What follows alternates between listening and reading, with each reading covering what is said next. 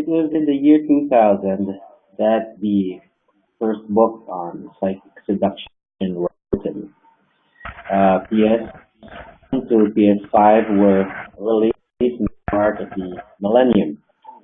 PS1 was in 2000, PS5 was in 2002, and since then there has been no major modifications. Now, for those of you who have tried the early systems, I'm confident you faced certain problems. There were only a handful of you who were proficient at it. And those people who were proficient with the early techniques of psychic seduction, it was because you were good at visualizing.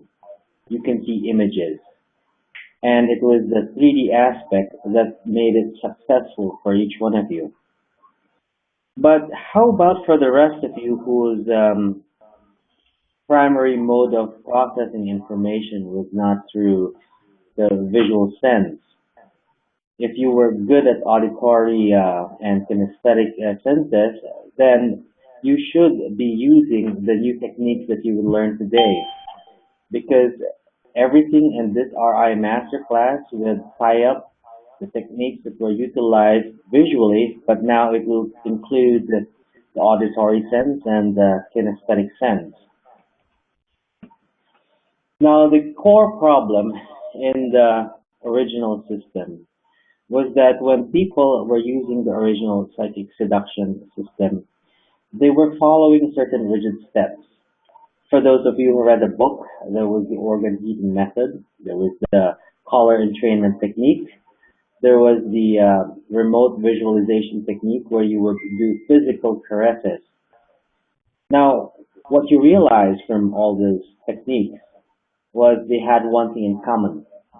You had to see a color, you had to see a person in front of you, you had to actually create a 3D image.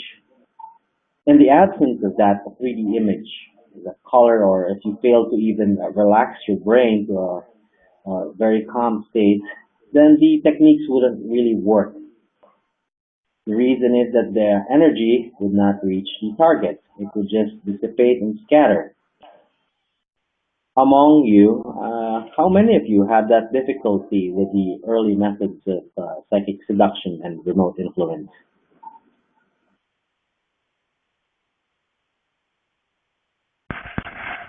There's nobody. Oh, Bernard, yes.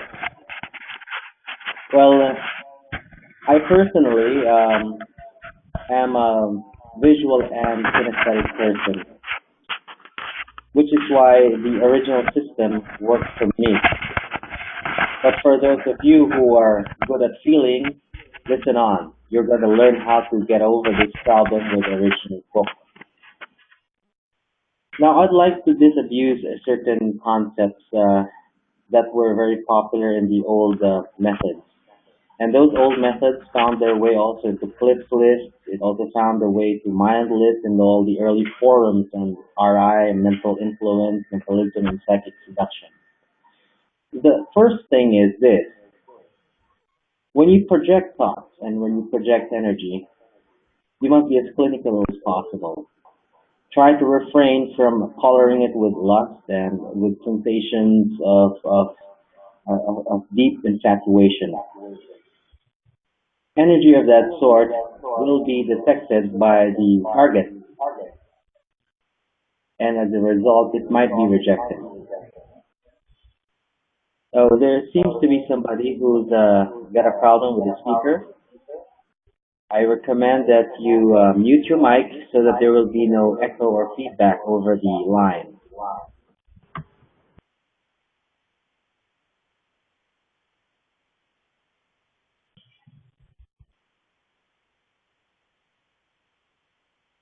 Okay? Okay, it's perfect. Oh, I still hear reverberation. Okay. The second thing that we should know is that when you cast your influence on somebody, it is good to have a sense of nonchalance after you throw out your energy. Walk away from the operation without thinking about it anymore. In the old system, people kept on repeating the same operation day after day. This grounds the energy and it causes the flow of amorous energy to stop. You don't want to do that. The third principle that I would like you to forget is that you have to visualize perfectly. In several of the techniques you will learn later on, you will not even need to see the image of the person in your mind's eye. All you will need to do, especially if you're kinesthetic or you're auditory, is to actually cause yourself to feel the presence of the person, even though it is just a vague image in your mind. I'm sure you're aware of the kinesthetic sense. You can walk into a room and then you're sitting down in the room and then somebody enters the room behind you. You can feel a presence, and even though you do not turn around and you do not hear the person walking in, you can feel the person and you can feel the vibes of that person. And you actually can identify who that person is. This is the kinesthetic sense. If you can approximate that sense later on in the RI Masterclass, you will have mastered the future of remote influence. Now that you have the basic tenets to disabuse yourself of, we can proceed with the core of the new RI 2014. PS5 and the old RI required several techniques where you had to visualize yourself caressing somebody, touching somebody, or even stepping into the body of another person. It was very popular to the point that it was even commercialized in other trainers' products. For those of you who's familiar with essential skills, the trainer here, the lead trainer Tom Bazzini, also created his own version, which requires that the person causing the influence physically step out of his own body, preferably astral project, and steps into the person of the target. And once he is into the body of the target, what he shall do is to flood that body with a lot of romance and attraction. Now that works well, it really works. You have to be good at visualization because you cannot see through the eyes of another person or party. You would just be dissipating your energy. Another technique that you will be forgetting about from the PS5 is the organ heating method. Some of you had difficulty seeing energy, red energy in particular, flowing out of your hands and into the target zones of your woman. Now, this is something that worked very well for me, but again, for those of you who cannot see red energy, that would be a problem. Now, with RI, in our RI 2014 class, you would realize that all you have to do is to feel the presence of the energy, the warmth particularly, and you can have as good effect as though you were projecting red energy as that prescribed in the original PS5 book. Now, I'd like to offer to you several fundamental techniques of raising energy in order to create attraction.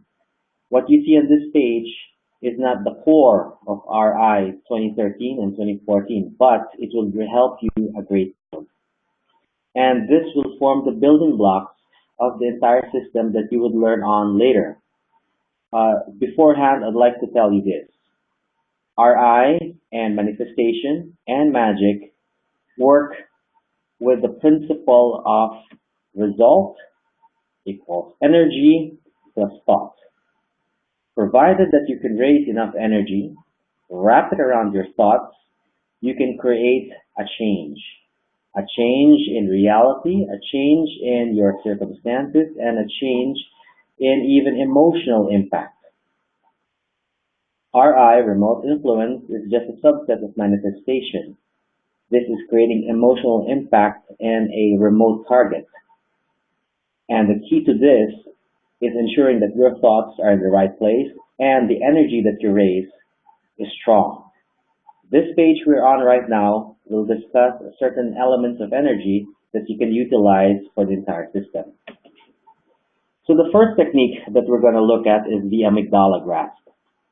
It's a very good technique, and I've found that it worked for as long as 15 years when I first discovered it. As a backgrounder, the amygdala is a pea-sized organ. You have two of those. It is directly beneath your temple. The amygdala is linked to the pleasure chemicals of the brain. Try a little bit of an example right now.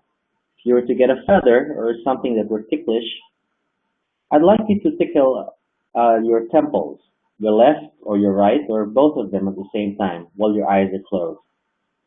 You would feel strong, pleasurable sensations. It would be like a cat that was being tickled in the right spot. You would just feel like stretching, and everything would feel just about perfect. The reason for that is the amygdala is in that region. Stimulating it properly causes the flow of serotonin, endorphins, and a lot of other good chemicals into your brain. Now, why did we talk about the amygdala? It is because by projecting energy into the amygdala, you can create that attraction that you're after in real time. And I will demonstrate how you can do that in a club, in a cafe, in a bookstore for your own benefit. Now, I'd like to also state for the record that the amygdala is something that you can stimulate in your own body in your spare time, so you can actually feel what it would be like when you're doing it to somebody else. Now, on the internet was a very famous author back in the year 2000 to 2004. His name was Neil Slade. For those of you who is not familiar with Neil Slade, try to do a Google search on the name. This fellow released several books and even musical CDs that were geared towards stimulating the amygdala. He had a technique whereby he simply closed his eyes and he taught people that just imagine that there's a feather tickling the both amygdalas forward, even without a physical feather there. Eventually, you would feel a click in both your left and right side of your head, and you would feel a rush of euphoria. He called the technique the tickling the amygdala technique. It wasn't that creative, but I found that it also works. His CDs used certain frequencies that also directly stimulated the amygdala. Complex frequencies. They were not uh, straightforward tones. I'm not so sure if the website's still around, but the principle behind all of this is this.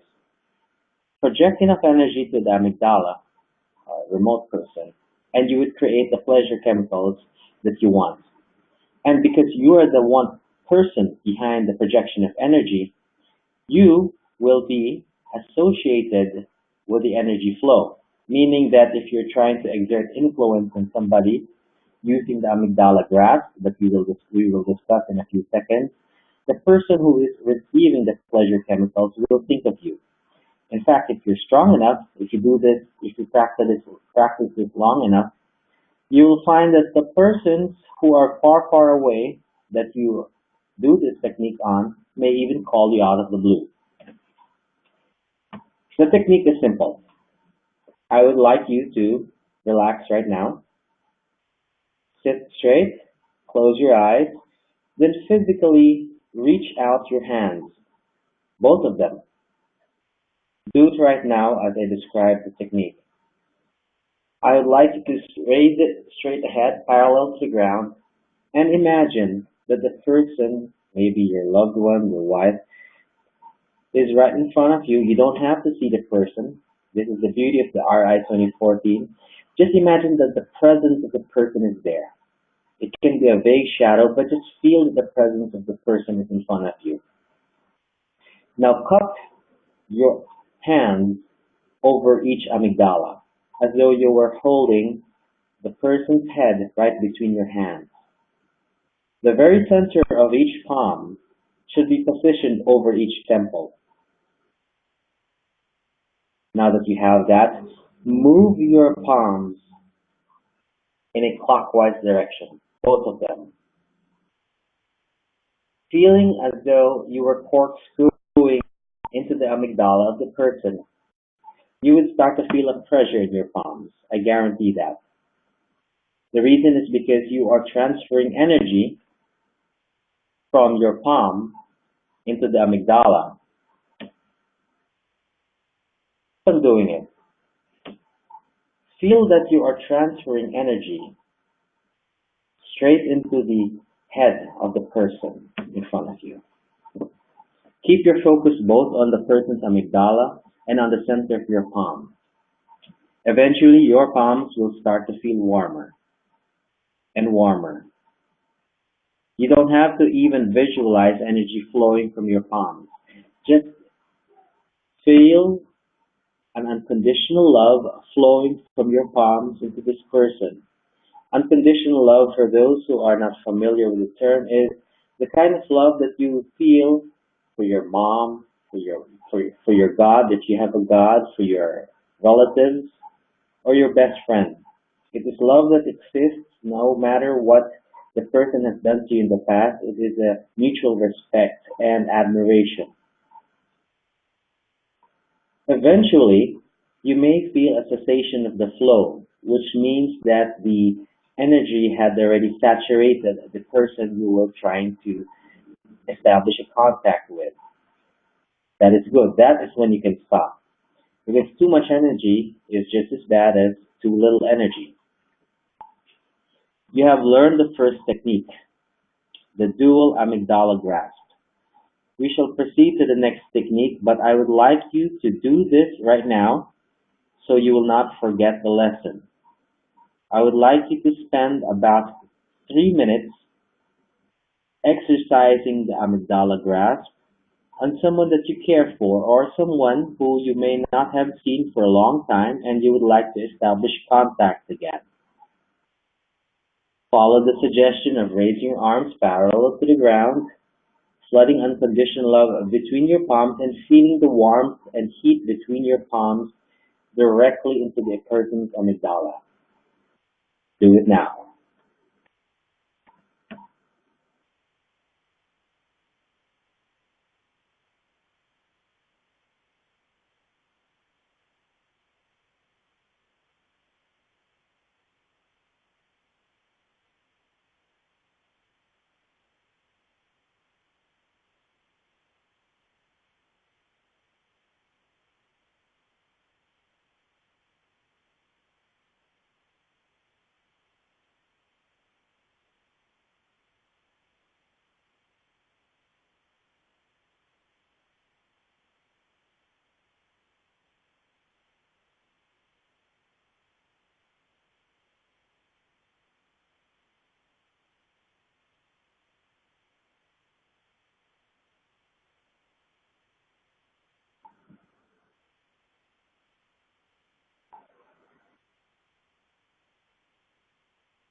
There is a way to transfer and channel even more energy. You've learned how to transfer energy into the amygdala, but by visualizing the presence of the person across you having the same size as you would not allow too much energy to flow. If you want a greater deal of energy to flow into your target, there is a simple technique to make that happen. Simply feel the person between your palms shrinking, shrinking to the size of, let's say, a pear or an orange. And now that the person is a tiny dwarf between your palms, continue to flow with the energy, but keep the focus on the tiny person's amygdala. This is another technique that I discovered later on when you want to transfer a great deal of energy to someone who may even be larger than you, who may even be twice your size. The thing is, physical size has nothing to do with energy flow. If you use your brain to size them down, to cut them into half, you would automatically, it sounds illogical now, send a lot more energy towards your target if you were trying to visualize the presence of that person as a dwarf. This makes things go even faster. The amygdala technique is very simple. But the next technique is even more simple. We're going to talk about tones and special chants. There is a tone called the solfeggio frequency. There are several solfeggio frequencies, and 528 hertz is one of those. It is my favorite frequency for creation as well as for creating cooperation and romance. If you were to do a Google search on the solfeggio frequencies right now, you would discover that there are thousands upon thousands of people who have created musical CDs out of it, videos for it, sold CDs for various purposes. But the most common purpose is to create a sense of harmony and a sense of well-being. I've found that this frequency, 528 hertz, out of the different other energy tones of the solfeggio, is most attuned to your purposes, to your intention of creating attraction and romance. The reason that this is so is because it balances out all your energy in your aura. So how do you implement this? How do you exploit this fact? Well, the common sense thing would be if you were on a date, you play the 528 hertz tone in your car. But that might not be too palatable to whoever is with you, because after a certain time, the tone, the pure tone of 528 hertz, could be a little bit irritating and monotonous. But the thing is, for this tone to work, it does not have to be audible. I found out that simply downloading an app into your cell phone, your iPhone or your Android, which is a tone generator, and you make the tone generator loop the tone of 528 hertz even in a very low volume, what it will do is it would resonate with your body, with your physical aura, and create the aura of attractiveness, the golden aura. It might sound a little bit too simplistic. I recommend you try it tomorrow when you get out. You'll notice that there will be fewer times that you would be at loggerheads with individuals. There will be fewer times that you have quarrels with others. People tend to be more cooperative around you. That is the power of 528 hertz. You can also experiment this on your aquarium and around pets. If you put a tone generator next to an aquarium, you'll notice that your fish will start to be healthier and more active. Same thing goes for your dogs. Don't worry, this tone is not the high-pitched type that would irritate them. It's fine for them.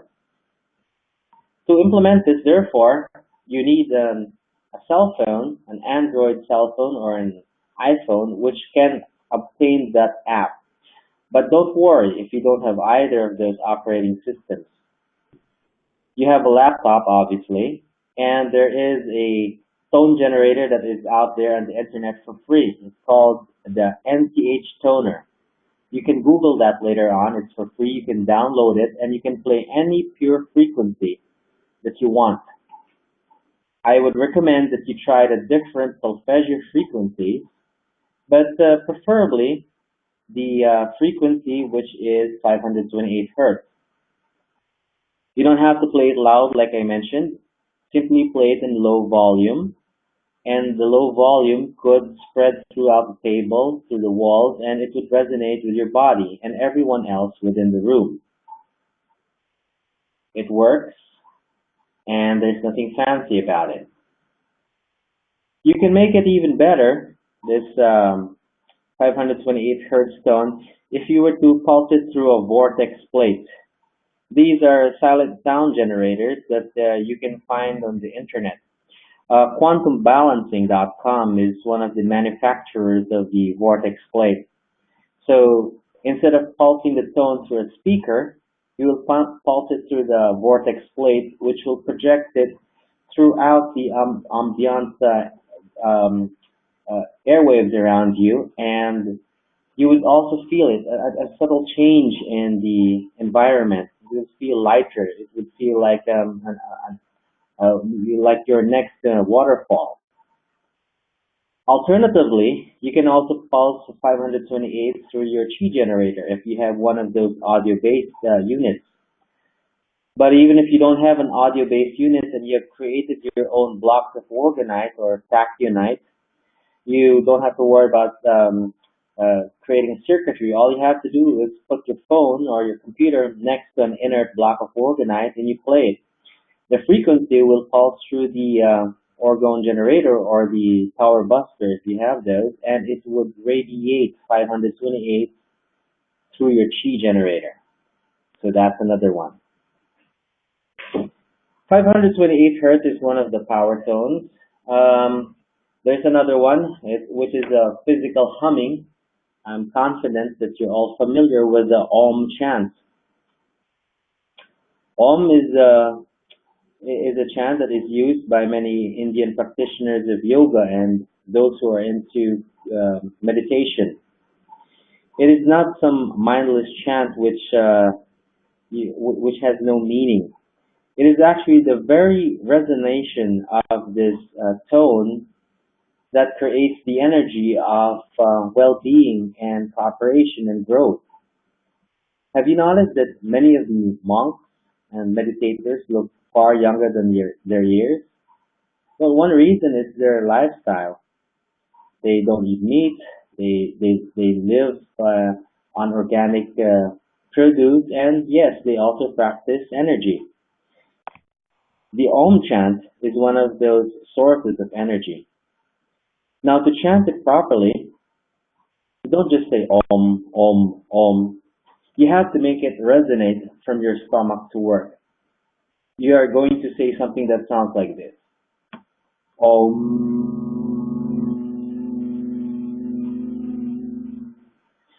Let it draw out from your very gut all the way up to your throat and out your body. If you can feel the resonation going through your fingertips, through your toes, you're doing it right. Feel the resonance. So what does this have to do with RI? A lot. Hey, good morning, Felicia. This is Robert Lyon. There are several individuals whom you would consider as high energy, and these individuals are very attractive. You notice that somebody can walk into a room and suddenly everybody feels his presence. Everybody seems to light up.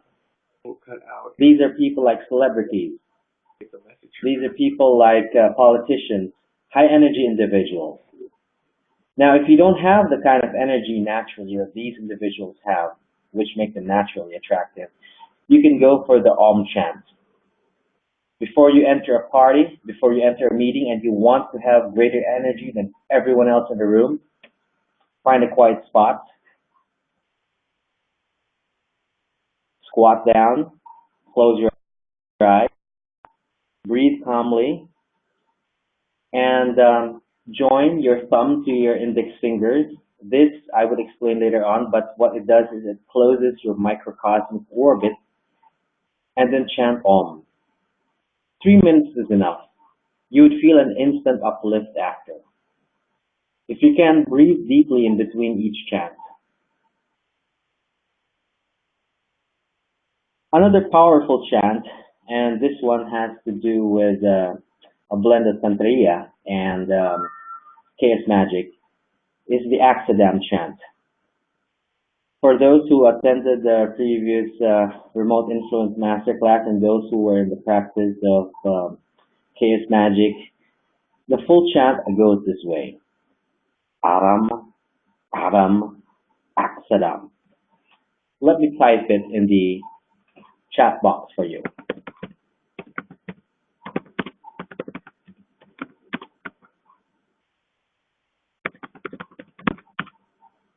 This is one variation. This is the second. It sounds like nonsense, but this chant had been used for a very, very long time. It had become an egregore in its own right. And what it every time you chant this, 3 times, 7 times, 77 times, it raises energy in your immediate surroundings. And what's more, Sentient beings, as well as some spiritual beings, start to appear within your vicinity. You can verify this for yourself by dowsing, or if you have a psychic sight, you would see more of these entities around you after you chant this specific phrase. What is the explanation behind it? Well, the persons who taught this to me weren't so clear, but you can verify the change in ambiance, the change in your energy if you have an eggley wheel after you chant it. You would achieve a higher level of energy. And if you were to walk into a room after you've chanted this about 7 times, people would react positively to that energy. So this is the way you chant it. You have to do the glottal stop. It sounds like aram, aram, aksadam. Chant this 3 times. But better yet, in my experience, I like chanting it more than that, 7 times or 77 times. If you're in a darkened room where your senses are more aware, if you just have a single flickering candle and you were to chant that right now, I guarantee you would start to feel the presence of those entities in your immediate surroundings.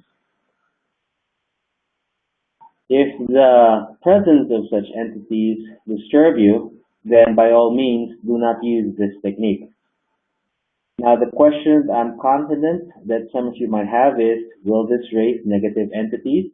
Will this bring about some malevolent individuals into your physical realm? Personally, this does not happen in my situation, and it hasn't happened yet to those of my associates who have used this chat. For some reason, it appears to only attract those that are benign or curious. The next technique has to do with a dual correct here. This one is slightly different from the techniques that we have already discussed because this one creates repulsion. It creates animosity and it also shuts down energy. Can anyone venture a guess as to why we want to learn this specific technique?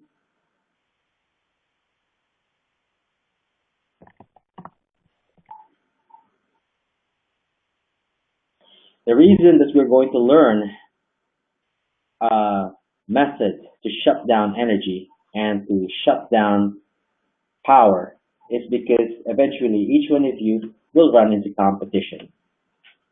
You run into competition like if you're in the dance floor, you definitely don't want the other person to upstage you.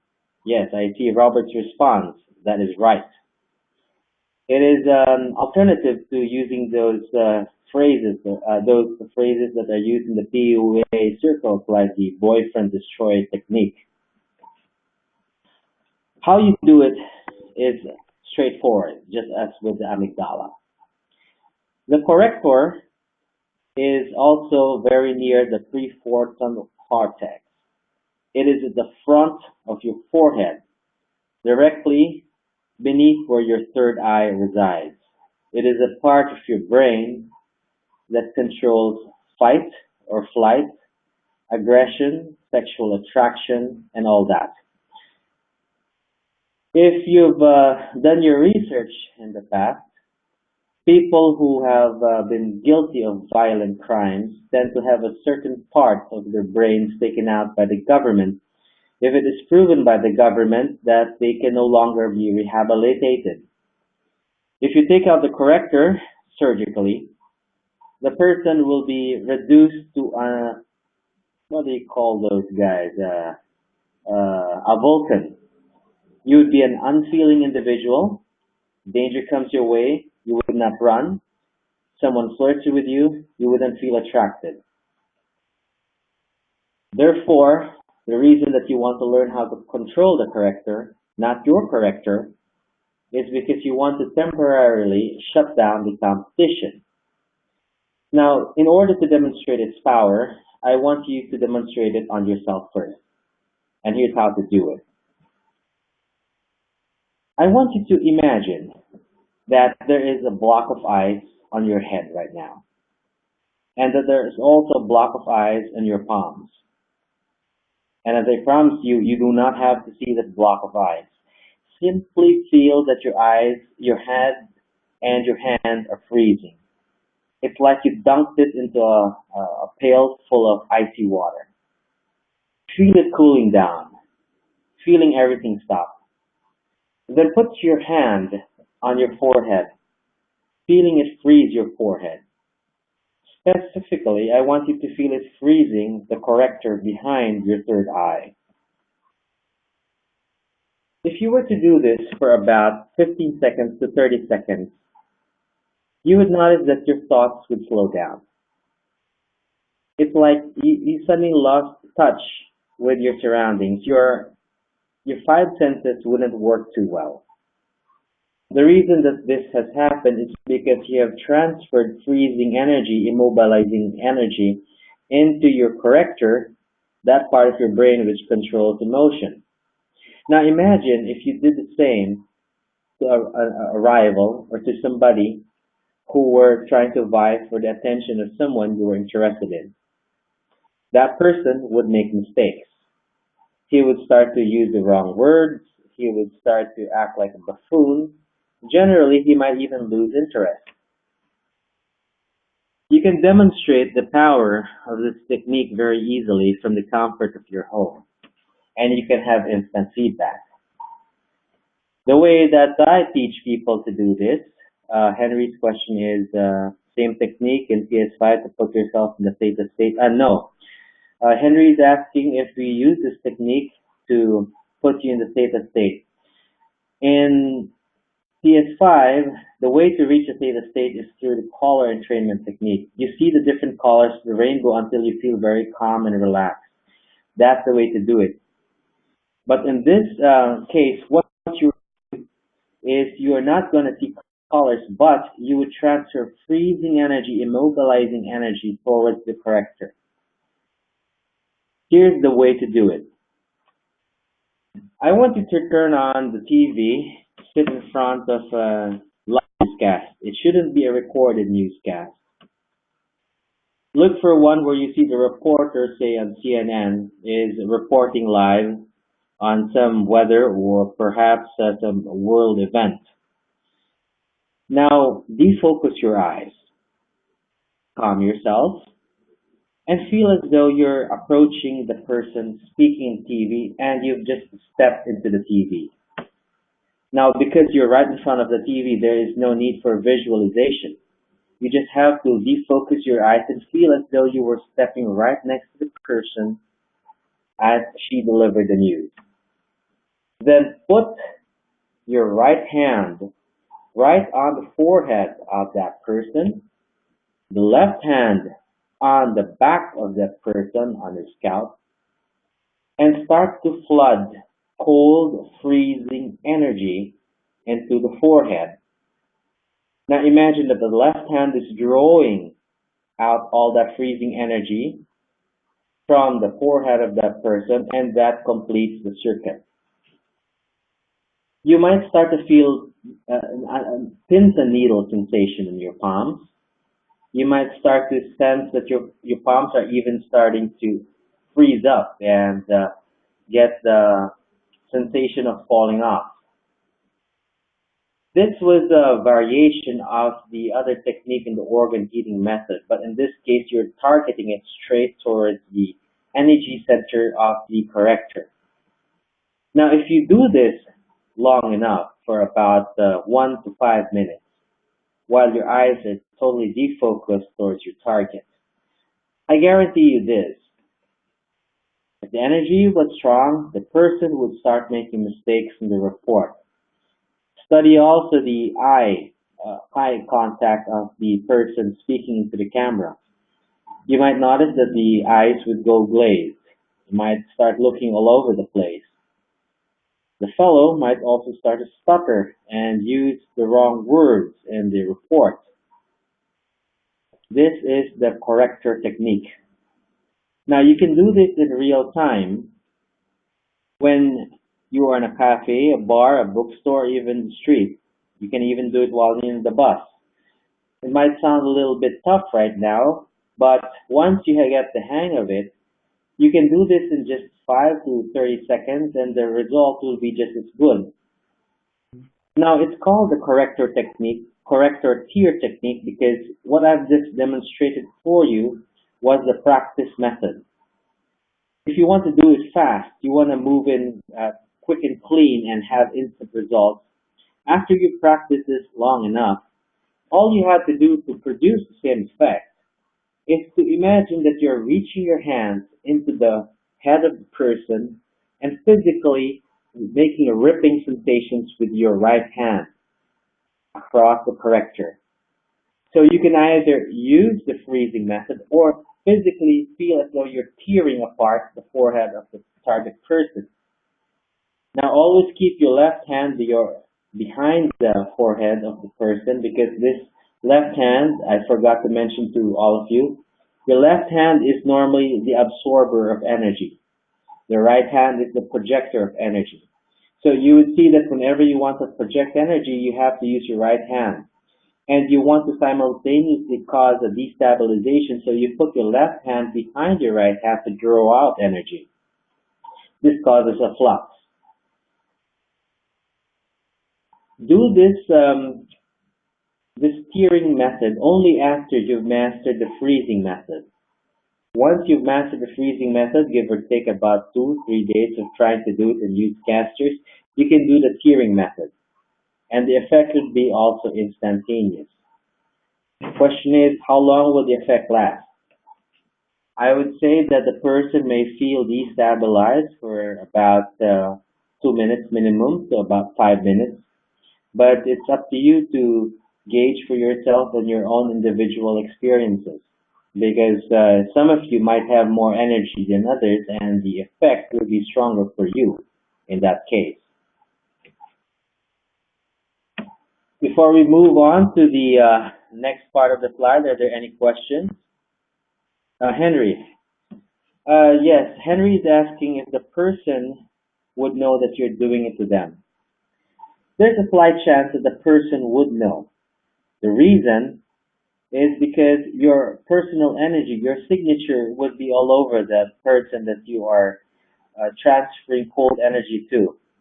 So while he or she might not know physically or consciously that you're doing it, he or she might feel a sense of competition with you because he or she might feel as though that you are radiating animosity. That might be one way to put it. Radiating some sort of enviousness, because the brain would interpret these changes in energy in some form of emotional impact, and so it might color it that way. The right hand and left hand placements, I forgot to mention, would vary. If you're predominantly left-handed, that would mean that your left hand is the projector of energy, in which case your right hand will be the absorber of energy. Now, if you're right-handed, that means your right hand is the projector of energy, and your left hand is the absorber of energy. Do we have any other questions before we proceed?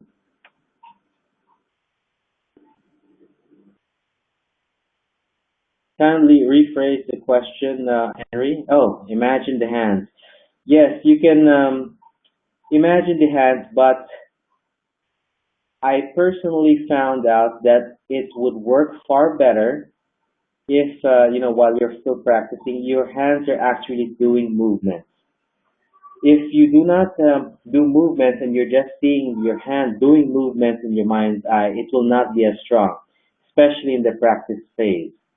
So devote at least 30 days to use your hand, raise it, move, peer with it, project with it, feeling it move around. Once you've established that, once you have done this in real practice, then in the second month, then you can go ahead and use your mind's eye to control your hands. Do we have any other questions? Okay. For the dual amygdala technique, Henry's asking if you have to raise your hands in real time. If you try to do that, people might think you're autistic or you have a problem and they might call the doctor. So of course, you don't want to do that in front of the person and you don't even want to do that far away from the person. So what is your option? What you can do with the amygdala technique is first you can excuse yourself to the restroom and you can do it there. That's one technique. It would work. So sit in the loo in the toilet and physically raise your hands and make the gestures. That's one way. The second way is more practical.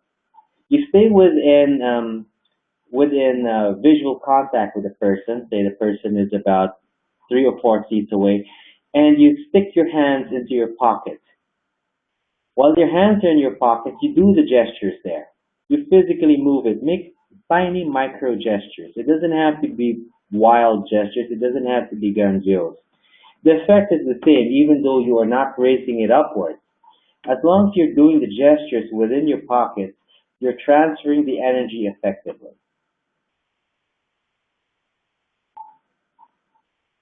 Do we have any other questions?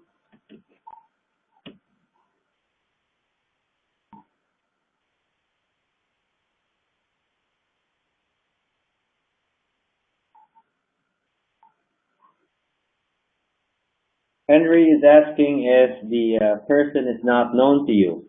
Can it work on them? Yes, it will still work on them.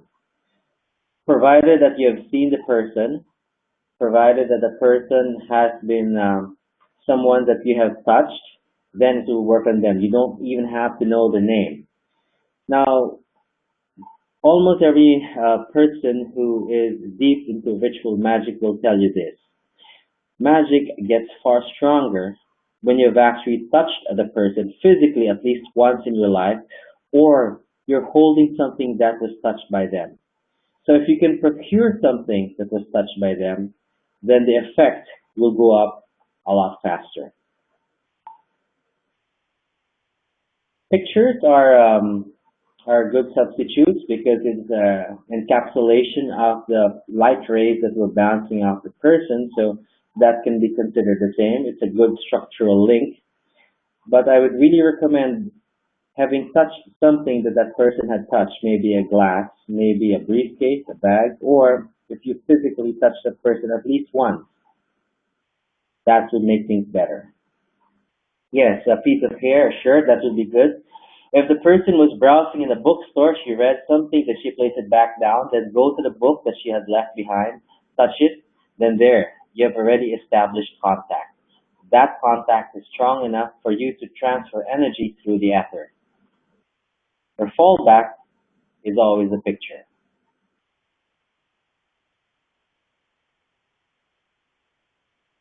So let's proceed.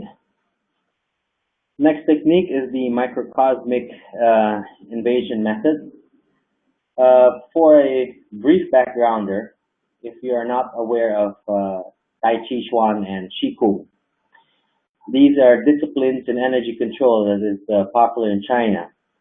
If you want to learn more about this, several books are on the internet and in the bookstore. Look for those books written by Mantak Chia and Chowa Kok Sui. One of the really popular books is Pranic Healing by Chowa Kok Sui and Iron Shirt Shi Kung, written by Mantak Chia. I'd like to summarize what is in those books for you. In your body is a strong flow of energy.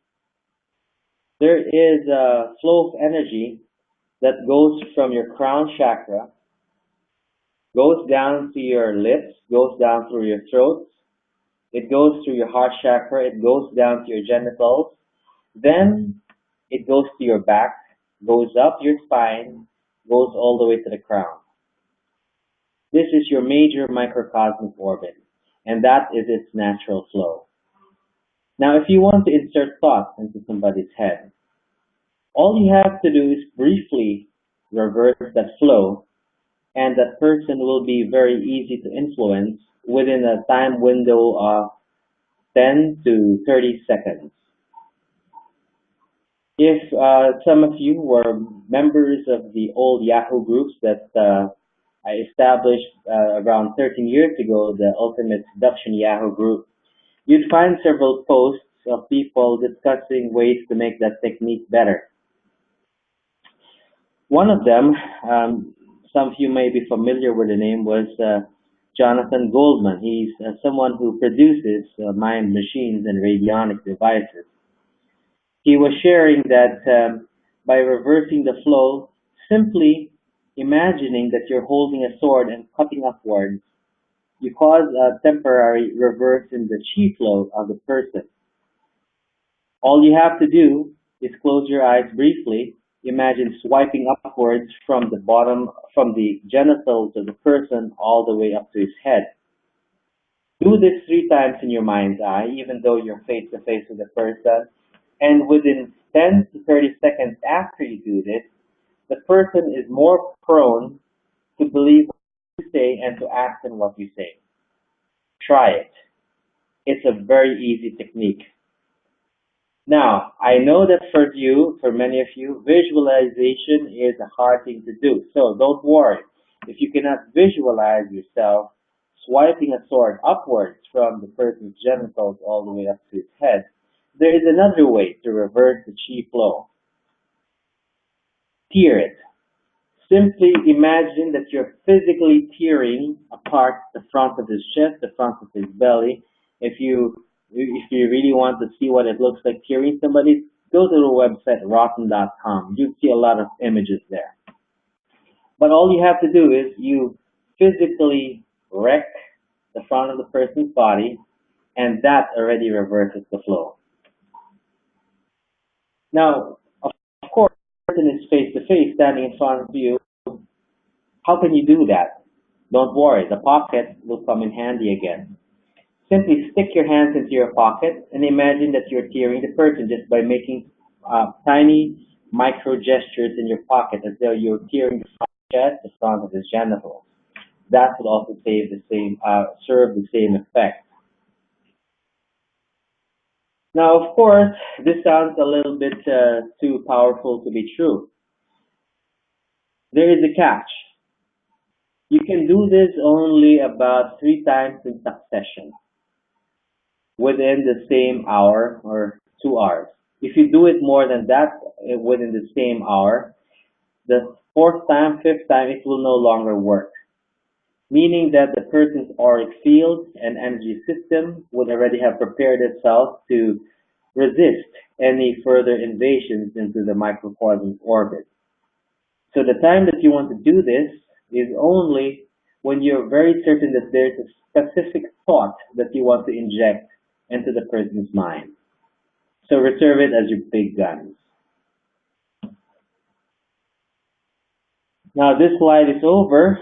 We're going to be covering other techniques that have to do with energy control and chakra control. We're also going to talk about sigils. But before we do that, do we have any questions?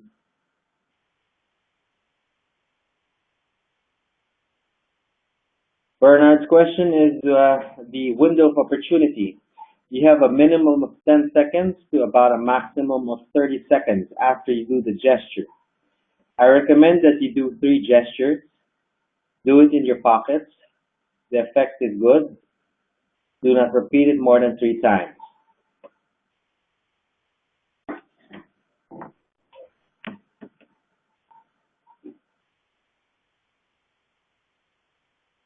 Henry has a question.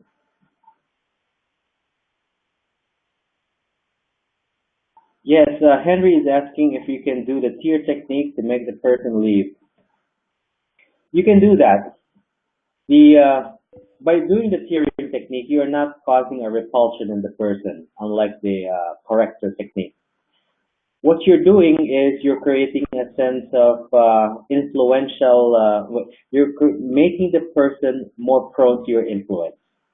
So you can inject thoughts of the person leaving. So after you swipe upwards, simply think to the person, I want to leave. Yes, this is the right way to do it. I want to leave. I want to exit. Use the I the first person point of view as though you are thinking for the person.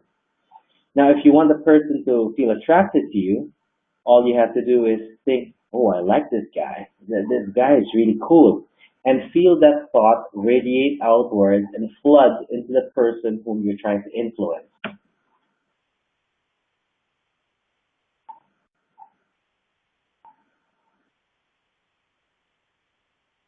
Yes, Henry, that's right. Use the first person message. Imagine that you are the other person thinking the thought that you want to occur.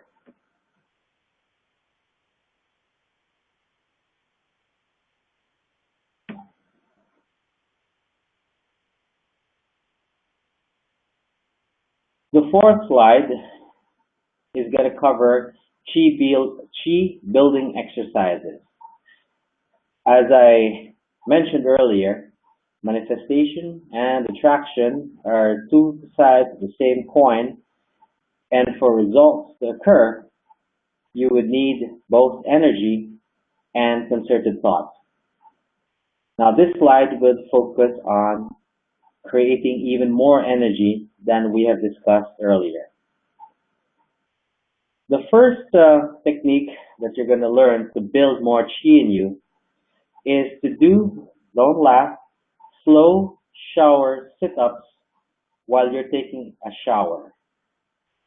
Believe it or not, when you're under running water, which is a source of chi, and you do sit-ups while focusing on your navel, which is also known as your hara chakra, you cause your aura to expand several times. And that expansion could last up to about 12 hours, half a day. I've verified this by using the Eggley wheel to measure the strength of my personal aura, and I've replicated the same with my other friends and associates. The technique of doing shower sit-ups while focusing in the hara was taught to me when I used to do kung fu a long, long time ago. The kung fu master was very good at what he was doing. And in fact, he demonstrated several times how the use of chi building can even make his skin impervious to bladed weapons. Several times he would demonstrate a spear bending when it was pushed against his chest or even his nipple area. And he said this is one of the reasons that his chi is so strong. He does this shower sit-up. But that's just one part of his regimen. He also does several others, such as iron shirt chi kung. But this is one method that I find very useful because I'm sure each one of you goes to the shower once a day or at least once a week. Take the time to do at least 15 shower sit-ups. So please put a nice rubber mat so you won't get infected with any germs. And as the water is cascading down your body, do slow sit-ups while focusing on your navel. The next technique is sun gazing. Oh, Henry has a question. How exactly do you do the shower sit-ups? Have the water cascade hit your head and fall down. So you're going to be facing away from the shower head and the shower is behind you. You don't have to raise yourself all the way up. Simply raise yourself 20 degrees and that's good enough. 45 degrees is too high. Raise yourself slowly and you're controlling your breath as you do. And keep your focus, your entire focus on your navel or your hara chakra. Your hara is the source of your energy when you were born. That is where the first spark of energy entered your body. Now, when your focus is there while you're doing this technique, your hara is expanding your entire auric energy, cascading a lot of protective energy around. If you were to walk into a room full of people later on, people might treat you differently.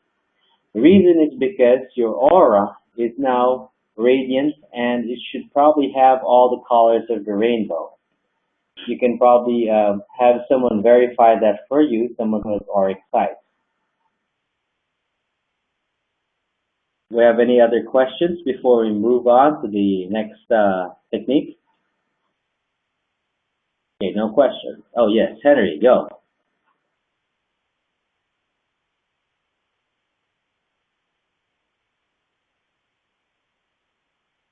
No, you are not going to be standing, Henry.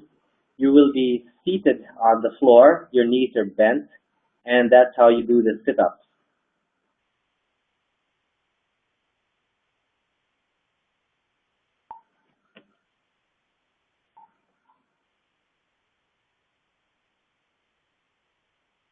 The next technique has to do with sun gazing. Some of you probably heard of this technique. There's a forum on sun gazing. There are several sites in sun gazing. The sun is a tremendous force. It has a lot of energy. It also casts out a lot of chi energy into the planet.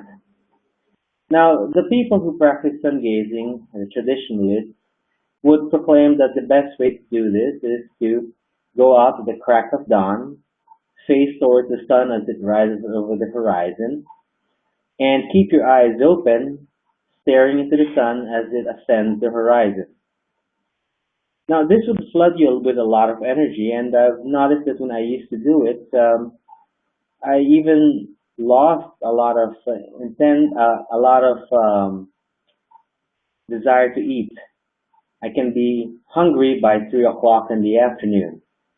So apparently, sun energy is replacing your need for chemical energy, and this appears to mimic what several people on the forum are saying. But I have an objection towards the core technique that the sun gazers use, and that is staring into the sun with your eyes wide open. No matter what they say, that the sun is still in its infancy as it rises over the horizon, there is more than enough solar energy and more than enough lumens in that rising ball of fire to permanently damage your retina. So I do not recommend that you stare into the sun with your eyes open. What I would recommend is this. As the sun is rising,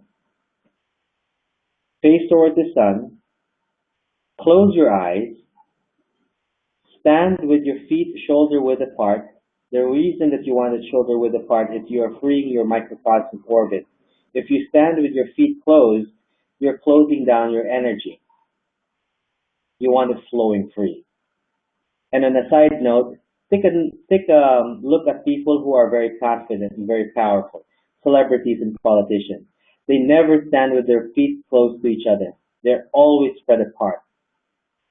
This is because they feel their energy radiating outwards. So what they do is they allow the energy to flow outwards by taking up as much space as they can. If you want to be a master seducer, keep your feet always wide apart. People would sense your energy. People would react to your confidence. Now, as you're staring into the sun with your eyes closed, I want you to breathe deep and slow, rhythmically, not fast, into your stomach, while again keeping your focus onto your hara or your sexual chakras. The sexual chakra is right below your penis. It's very close to where the scrotum hangs. With your focus in either of those two chakras, a lot of the energy that you would be absorbing from the sun would be transferring into those chakras and it would be reprocessed to be sent outwards. You would feel your hara and your entire aura expanding. And guess what? There is a way to make it even better. Many people don't realize that color has a great role in energy processing. If you can find a suit, a shirt that has all the colors of the rainbow, the 7 colors of the rainbow, I recommend that you use that shirt or that accessory or article of clothing whenever you do energy exercises. Multiple colors on your shirt, your tie, or your pants would allow you to absorb more energy of different wavelengths and different types when you're doing pranic breathing, sun gazing, or even the shower sit-ups. There was a merchant about 10 years ago who discovered that as well. he started selling what he called energy shirts. Now, these shirts were not treated in any special way. They didn't have any fibers that were found like in the phyton, or they didn't even have any tachyon treatment. All they had was the different colors of the rainbow. I tested out this theory, and I found out that simply wearing a shirt like that underneath my regular shirt gave me a lot of perk and a lot of boost. And I also cross-verified by using the vesica pendulum to test my own energy and the eggly wheel thereafter. Yep, simply wearing a shirt that has all the colors of the rainbow boosts your energy. Then the next technique is the ascension seat. Some of you probably have seen the ascension seat spell in the forum. You might have seen it on Extreme Mind. Now, reaching ascension seats is straightforward.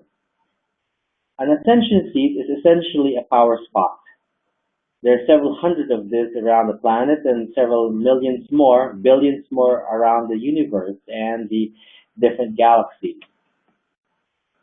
An ascension seat is simply a power spot that came into existence because one of us, one entity, had ascended into a higher form, and he left behind him a portal of energy, swirling energy that you can tap anytime.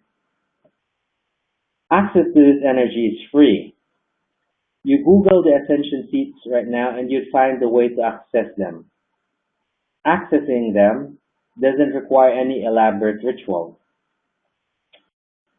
What you do is state in your mind a simple phrase, a formulaic phrase, and you will be in that seat immediately. Right now, for instance, for your purposes, the seat that would appeal to all of you is the seat of Sai Baba. He's a ascended master in India. He is also known as the guru of love. He radiated so much love and so much energy, people who were near him can really feel it. To tap into his ascension seat energy, all you have to say is this 3 times. I am now in the ascension seat of Sai Baba. Sai Baba was that ascended master. You say that 3 times, and you would be physically, your soul would be physically transferred at the same time into that ascension seat, and you would absorb all the energy, the love energies, and it would transfer into your physical form. That raises your personal energy. There are several other ascension seats. Of particular note is the ascension seat of Melchizedek at the universal core.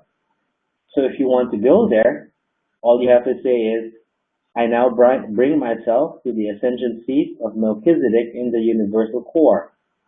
Say that 3 times.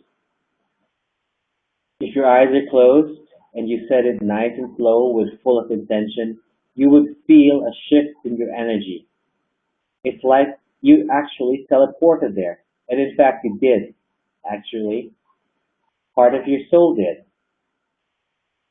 Stay as long as you want in that zone of peace, that zone of energy, and then open your eyes maybe 5, 10 minutes later on. When you come back to your body, even though you feel like you've never left your body, you would notice a change, a shift in your personal energy signature. That is because you tapped the ascension seed energy and you brought it back with you.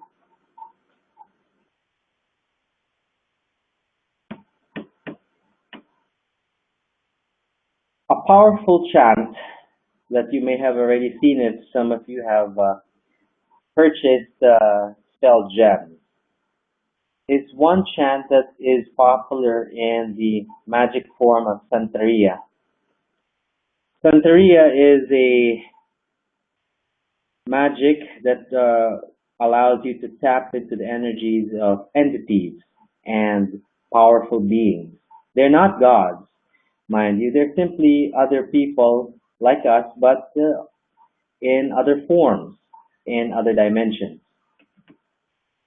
In Santeria, if somebody wants to create a charm in somebody, all that person has to do is to chant Sonap Sehihe 3 times to 7 times, And when he does it in the presence of the other person would start to feel a slight attraction, which would eventually grow throughout the interaction. Now, the practitioners of Santeria recommend that you spray yourself with a cologne to make it even more effective. As you spray the cologne 3 times on your neck and on your chest, you chant Sonap Sahihe. Then, when you go out and you meet the person of your dreams, the person you're trying to enamor, you chant it 3 more times, Sonap Sahihe. The more that the person smells your cologne, the more the person will get attracted to you. The infatuation will blossom. An alternative to this is before you light up with a cigarette, this is actually Jobet's favorite method. Chant 3 times Sonat Sahihe before you light your cigarette. Then, when you go to the person, when you're meeting with the person, you chant in your mind Sonat Sahihe. It doesn't have to be audible. And each time you blow your cigarette, each time the smoke reaches out into the person and she smells your cigarette, she gets attracted. She gets enamored. I'll write down the code for Sonat Sahihe in the chat box right now.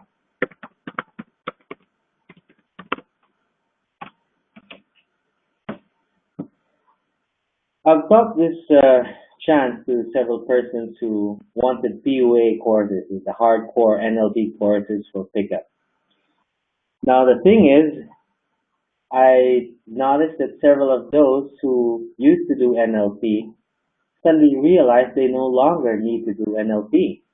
All they have to do is use this chant and wow, it already has the same effects of NLP phrasing and all those body language tactics and mirroring and matching that we love to teach in NLP. It is that potent. Henry is asking a question. Can you use the Sonat Sahihe to remotely attract a person? Yes, you can. In fact, when we cast the attraction spell, the charm spell, and the lust spell, we have a magi who do that for us, the ritual aspect of it.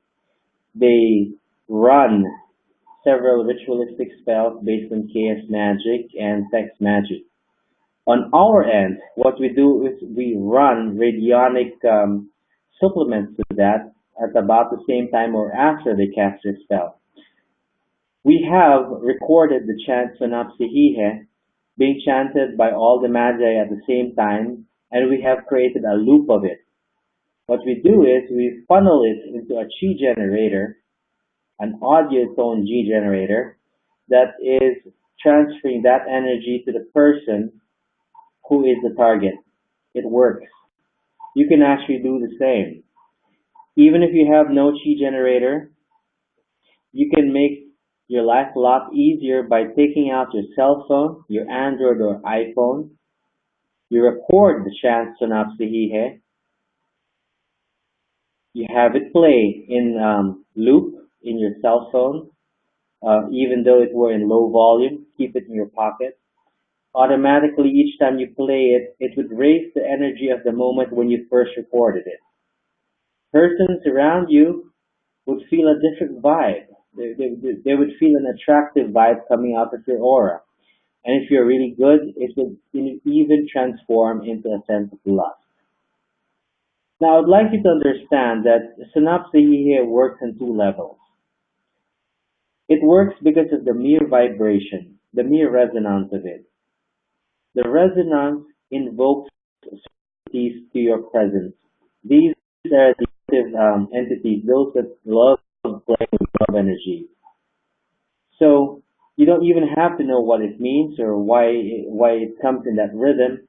All you know is that it will create the attraction simply because of its resonance, what it does to your aura, and because certain spiritual entities and beings start to help you. This is one of the most important chants in the entire RI Masterclass. So if you have any questions, I'd like you to ask it now.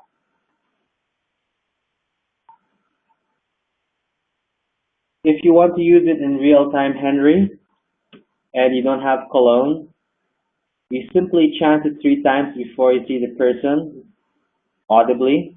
Then when you're finally in front of the person, you chant it in your head 3 times, and then the effect is already there.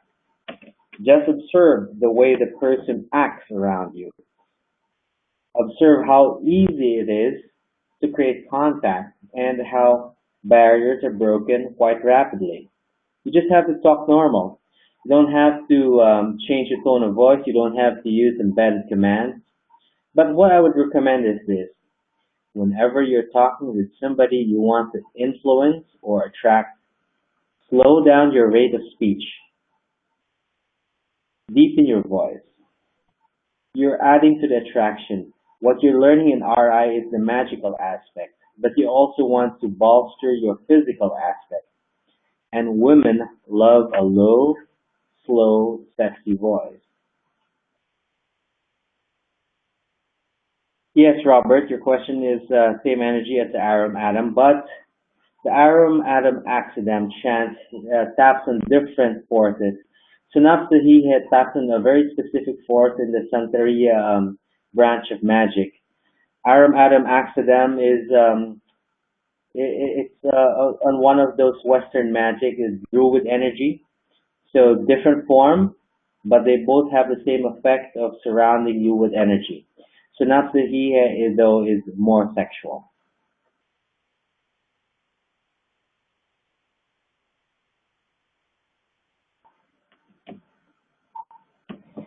Santeria Henry is a branch of magic, just as Wicca is, just as KF magic is, just as black magic and Satanism is.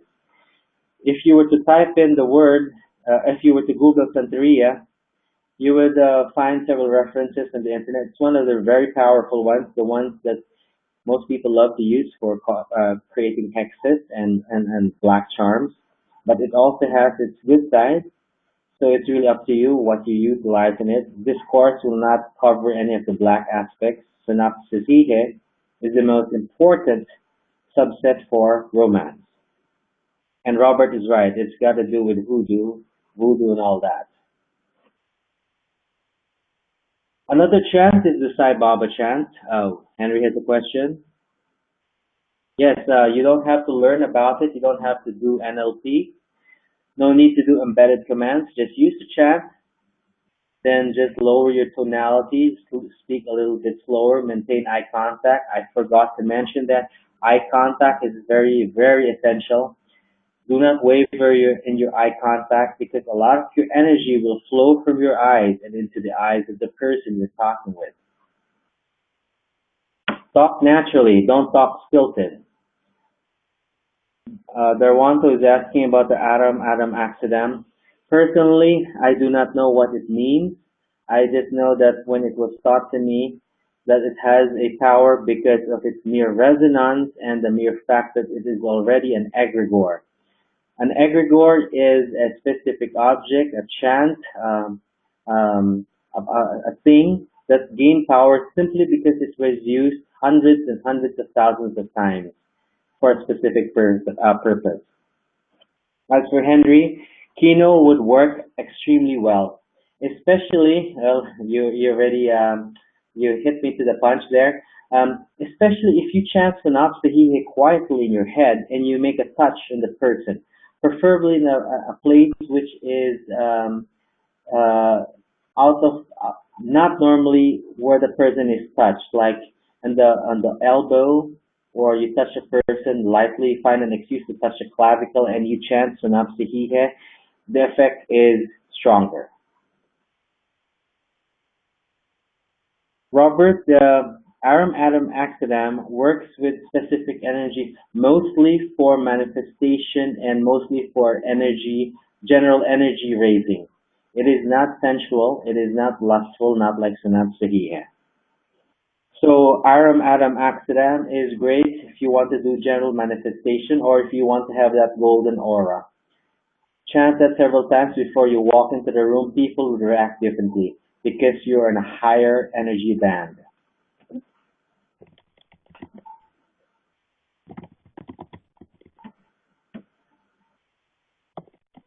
Yes, Henry, that is correct. That would work as well.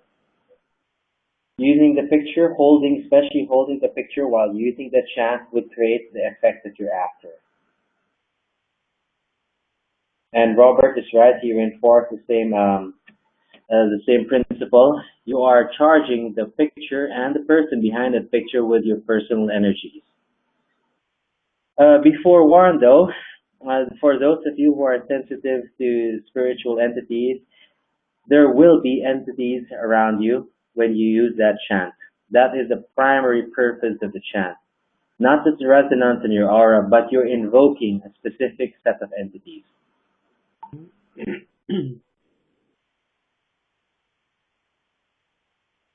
You don't have to tell the entities what you want to happen. The entities, just by their mere presence, is gonna cause the desires to come about. Their mere presence is full of attraction, charm, lust. So it creates the perfect environment for your intention.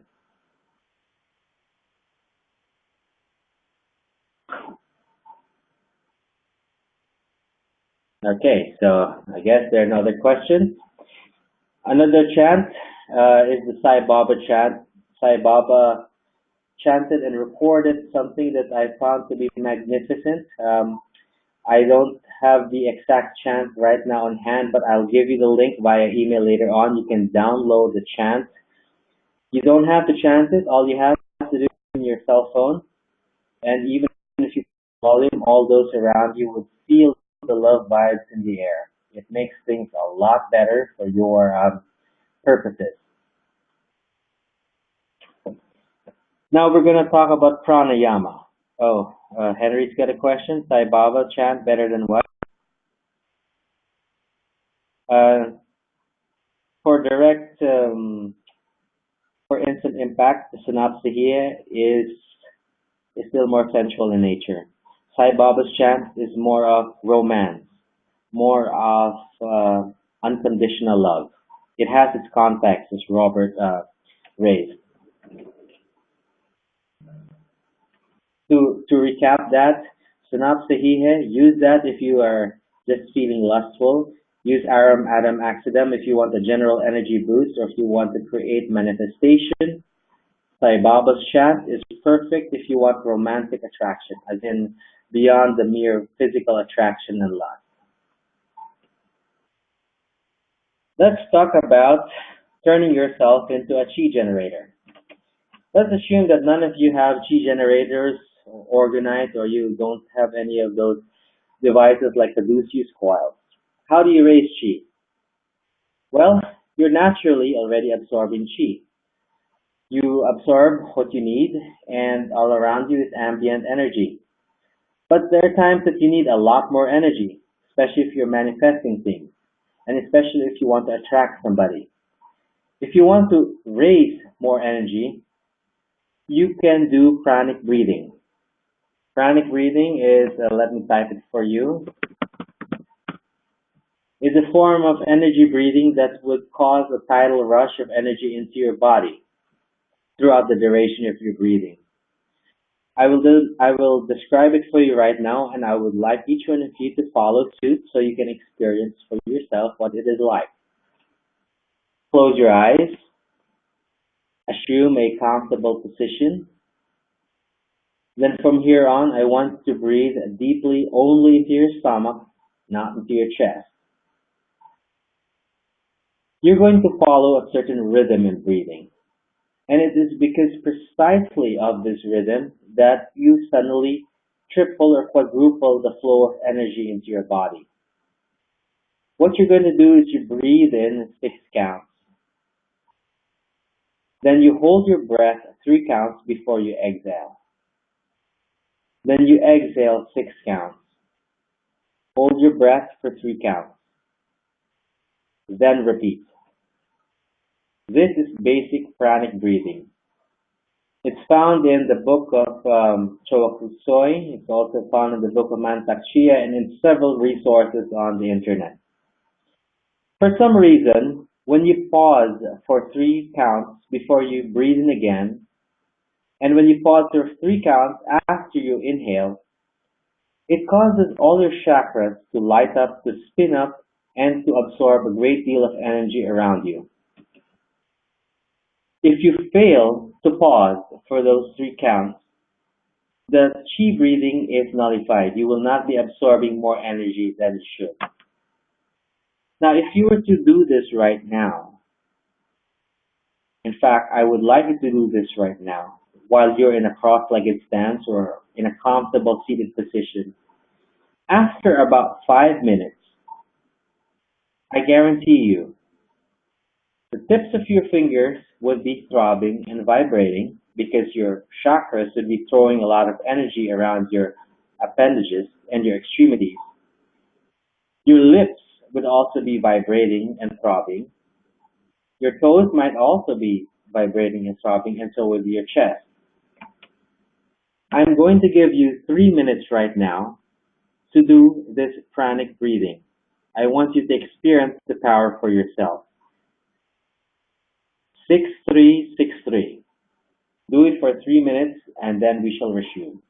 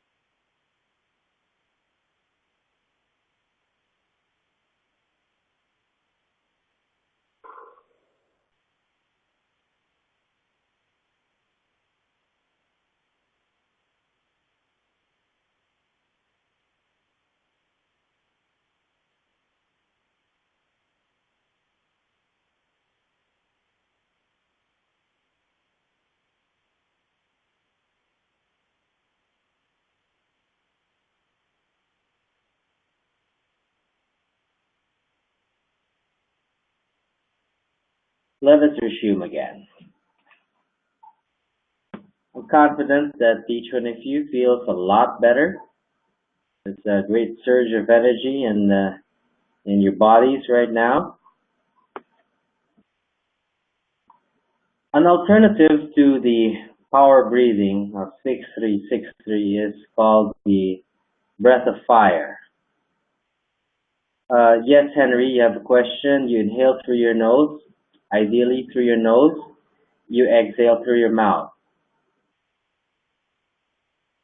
Now, the alternate method, which can create an even stronger sensation, is called the breath of fire. The system is straightforward. All you have to do is alternate your nostrils. You don't have to breathe in rhythm anymore of 6363, but the alternation of nostrils causes the chi to rush in. The way to do this is to clamp down your right nostril, block it, breathe in through your left nostril slowly, and then clamp down on your left nostril and start to exhale through your right nostril. Breathe in again through your right nostril, clamp it down, then exhale through your left and repeat. The key is to alternate nostrils. If you do this slowly, you do it with intent and meaning, and you alternate your breaths, you would experience the same artifacts that you did when you were doing the 6363 breathing. Now, if you were to transfer all your focus on your coccyx or your perineum chakra while you are doing this, while you're doing pranic breathing, you would be transferring a lot of energy into your kundalini. This is known also as the coiled snake. Some of you are afraid of probably a kundalini awakening, but don't worry. This will not fully raise it. It will just stimulate it and cause more energy to surge from your kundalini a little outwards. So while doing pranic breathing, if you want to stimulate it, focus on your kundalini. Just um, your mere focus in that region would cause your body to start vibrating again. So breathing is now done. Let's talk about energy objects.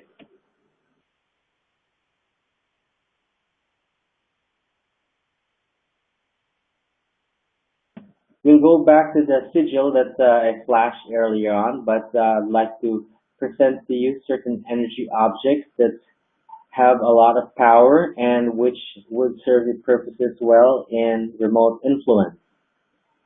At the very center of this slide is a caduceus coil. Caduceus coil is simply a wire that was wound into itself. You can create one of these very easily. What you do is you get a long piece of wire about maybe 7 feet long, bend it in half, attach one end to a drill, attach the other end to a doorway, and turn on the drill. It will wind the coil this way. A caduceus coil condenses and creates a strong influx of energy within its perimeter. If you guys are familiar with Slim Sperling, he has a site slimsperling.com where he creates several of these coils. He calls them lifelike rings. The coils are powerful. If you were to put food inside a coil, you would notice that it would rot far, far longer after it should have. If you put a glass of milk inside a coil, just like putting one inside a pyramid, you would notice that the milk would spoil after a very, very long time. Blades as well. Blades would maintain their sharpness longer. For some reason, these coils prevent oxidation. It prevents decay. And for your purposes, it also condenses chi. Now, when you do visualization techniques or kinesthetic techniques, which you will learn later on, if you can create a coil that is big enough for your body to fit in, this coil would multiply the energy. So if you can create one that is about 4 feet in diameter, you're doing yourself a favor. Think of this as similar to the witchcraft circle. Remember when witches cast spells in the past, they would draw a pentagram in a circle? That has a purpose. That circle was used to consolidate energy and also to provide protection. But for your purposes, you're going to use this coil or the circle to multiply your energy. Now on the bottom side of this slide, you would notice a series of these coils. It almost resembles the flower of life. If you have the time and the determination to really succeed, make yourself something like this.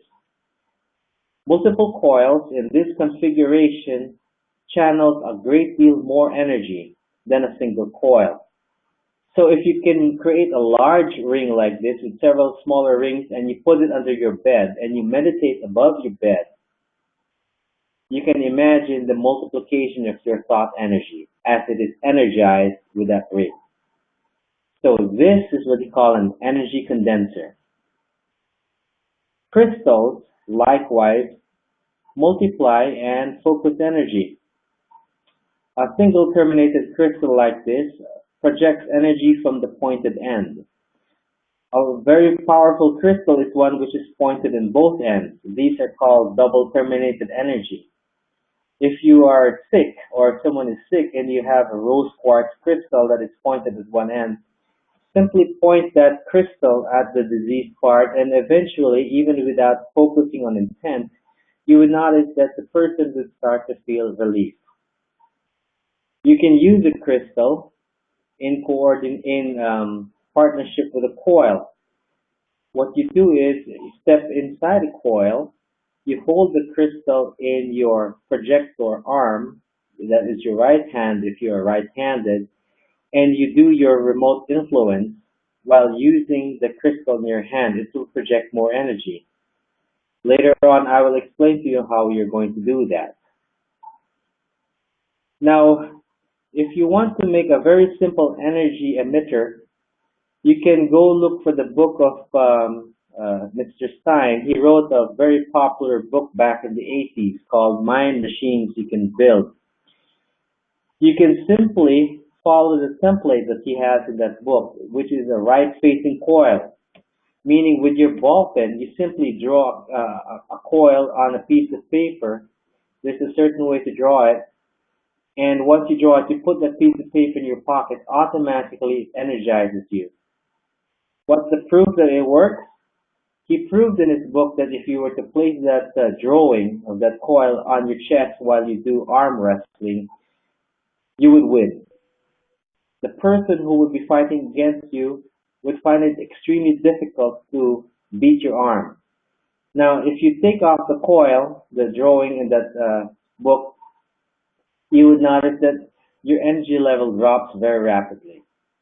Now, you can do muscle testing on it before and the after, and you'll notice that drawing works very strongly. Now, some people I know, some friends and associates, have actually tattooed that symbol on their bodies to great effect. It actually works.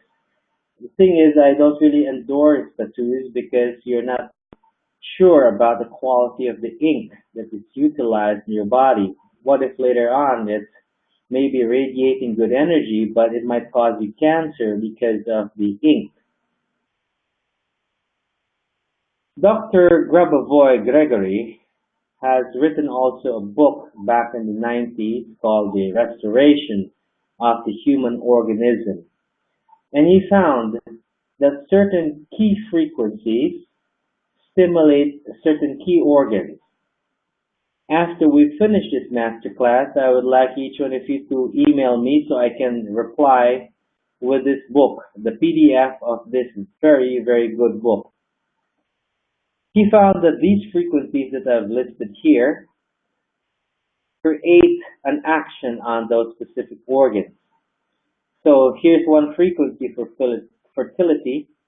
Here's another frequency that acts on the vulva, and here's another one that acts on, well, the clitoral area.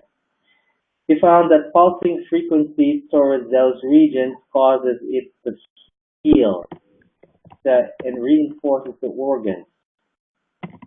Found out is if you use your cell phone, you don't even need a chi generator, and you put the face of your target as your wallpaper in the cell phone, and then you start pulsing those frequencies using some of those tone generator apps, and many of them are free, you more or less produce the same effect.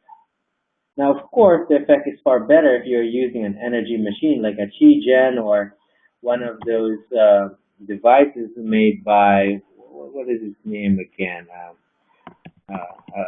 Goldman or Cosimano or Welch.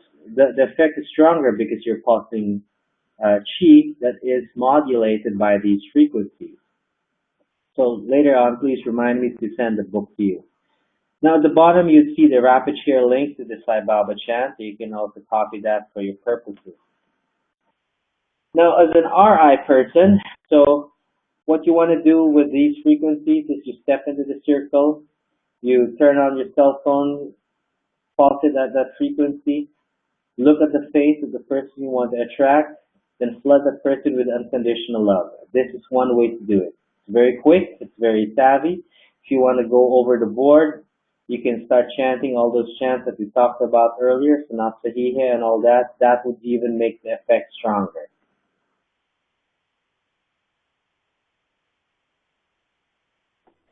These are sigils that work. Sigils that raise a lot of energy because they are known as egregores. They've been used countless times for manifestation, for the raising of spirits, And for your purposes, what you want to do is you want to screenshot this image right now, or later on you can just email me. I can send you the hard copy of the image over the email. What you want to do is you either print a copy of this and you keep it in your pocket if it drains your energy, or you personally draw it, which is much better because you're investing it with personal energy, and then you keep it in your pocket again, or you draw a giant version of these images on the floor near your bed where you normally do your remote influence work, and you stand within this image of the drawing. What it's going to do is it's going to enhance the outflow of energy and cause a multiplication of your effort. So feel free to screenshot it right now, or I can send it to you later on.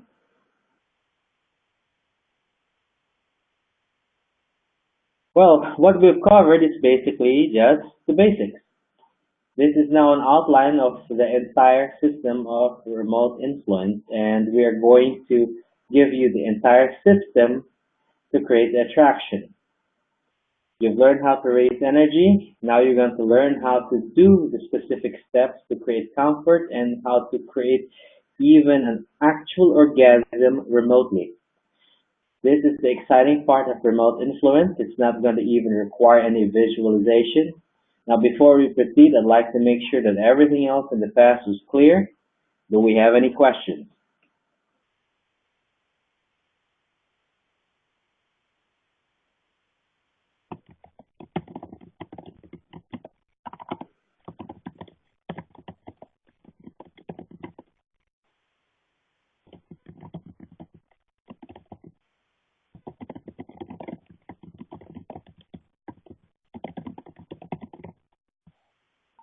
I guess, okay, we have two questions.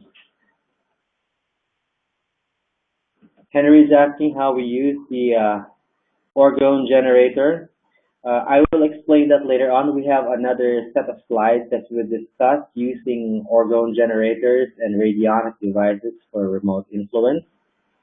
Robert is asking about, can we use Longhorn or other chi generators instead of coils and sigils? Yes, you can, because most of these chi generators already have those elements integrated inside. In fact, Carl Welch's stuff and the Longhorn has miniature sigils embedded within. It even has the biogeometry symbols as well as the different egregores that are used in the Solomonic pentacles.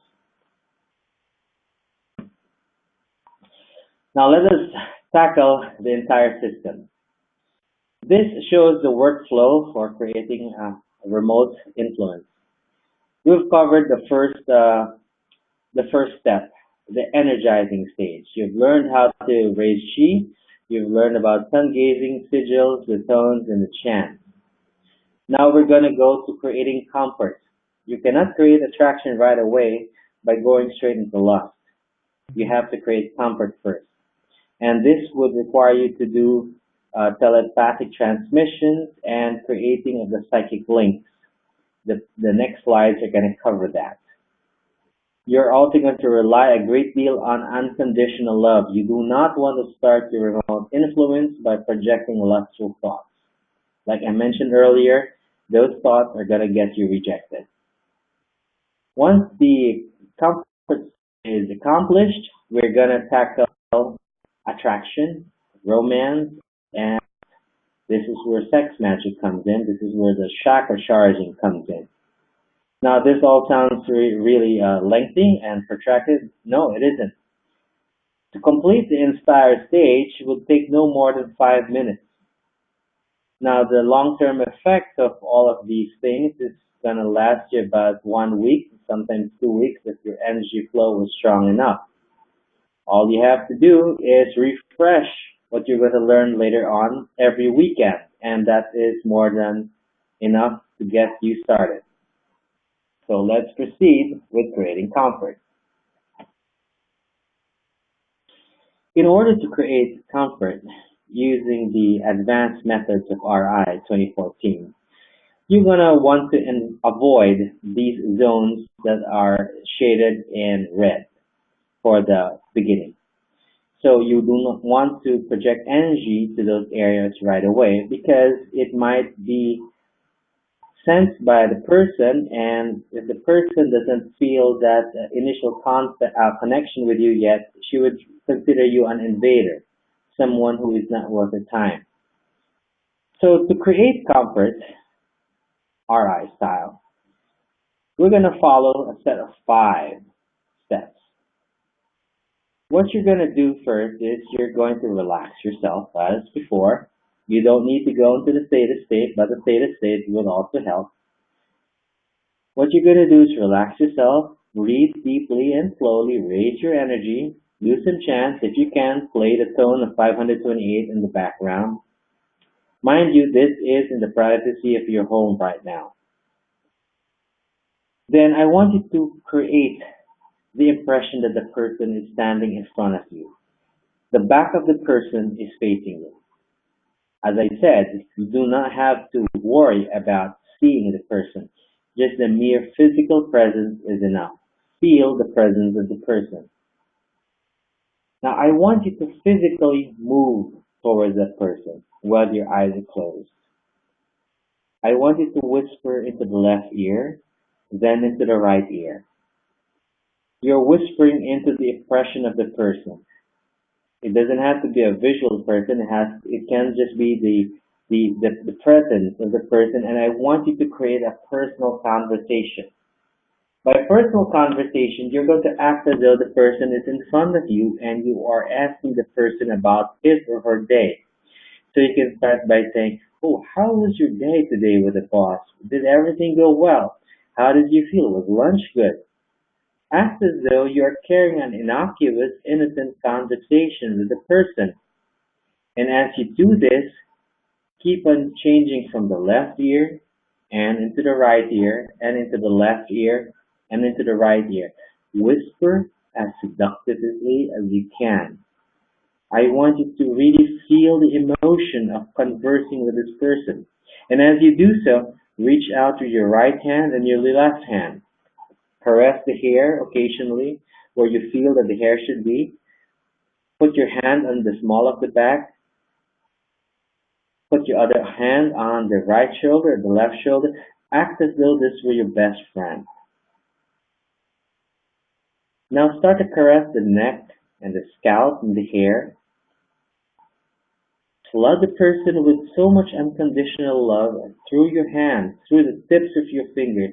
You will start to feel it throb again. I kid you not, the mere thought of flowing unconditional love in that person will make all the tips of your fingers throb. You're actually activating your chakras. You're also activating your palm chakras. And note that unlike in the PS5 book, you don't even have to say, "I'm now activating my chakras." The mere caressing will already activate it. It's like what happens when the child of a mother is sick. What does the mother do? She starts to caress the child, cradle the child, rock the child back and forth, sing to the child. Now, several psychics have reported that what they see is a transfer of so much blue and purple energy of the mom into the child, and the aura of the child starts to expand.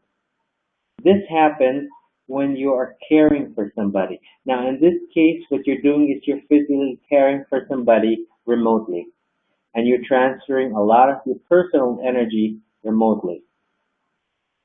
Avoid the spots that I have shaded in red for at least 5 minutes. You do not want to jump into that right away. Now, physically, as in physically, do not use just your mind's eye. Physically move your hands all the way down to the thumb, the wrist. Trace the arteries of the person. I want you to feel as though you're caressing the person's arms all the way up to the clavicle and the neck, up to the chest, but don't touch with the boobs yet. Do it as slowly, as meaningfully as you can.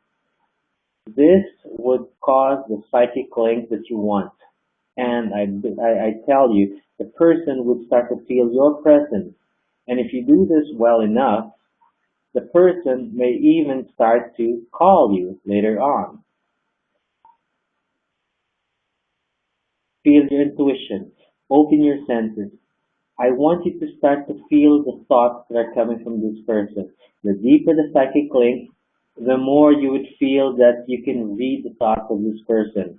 Act accordingly. Now here is where things get interesting. Your palm chakras, your thumb chakras can be activated even more rapidly with a few household ingredients that you already have. Do you have cayenne pepper in your cupboard? Or do you have oil of efficacent, oil of wintergreen? If you have mace or pepper spray, that is even good.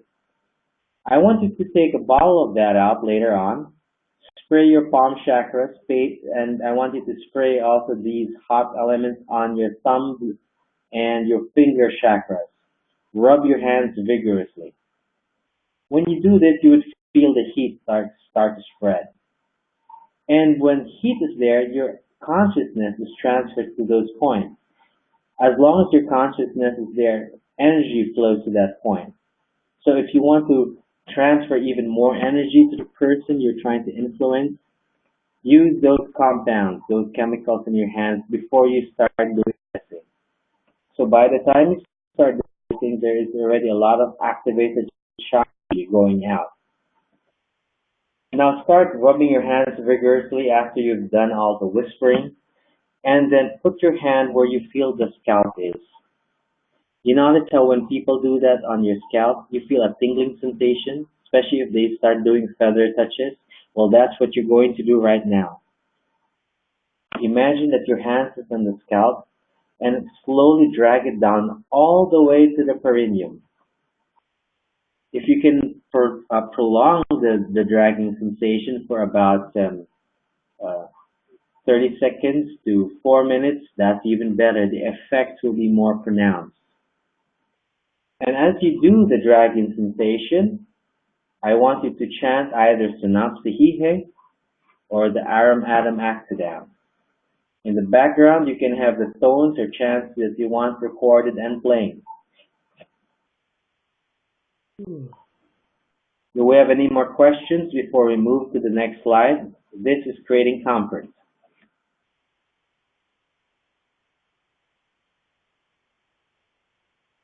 No question. Now this slide would demonstrate for you the way to, oh, Henry has a question. The perineum chakra. The perineum chakra is at the point of where your spine ends, and it is right between your anus and your genitals.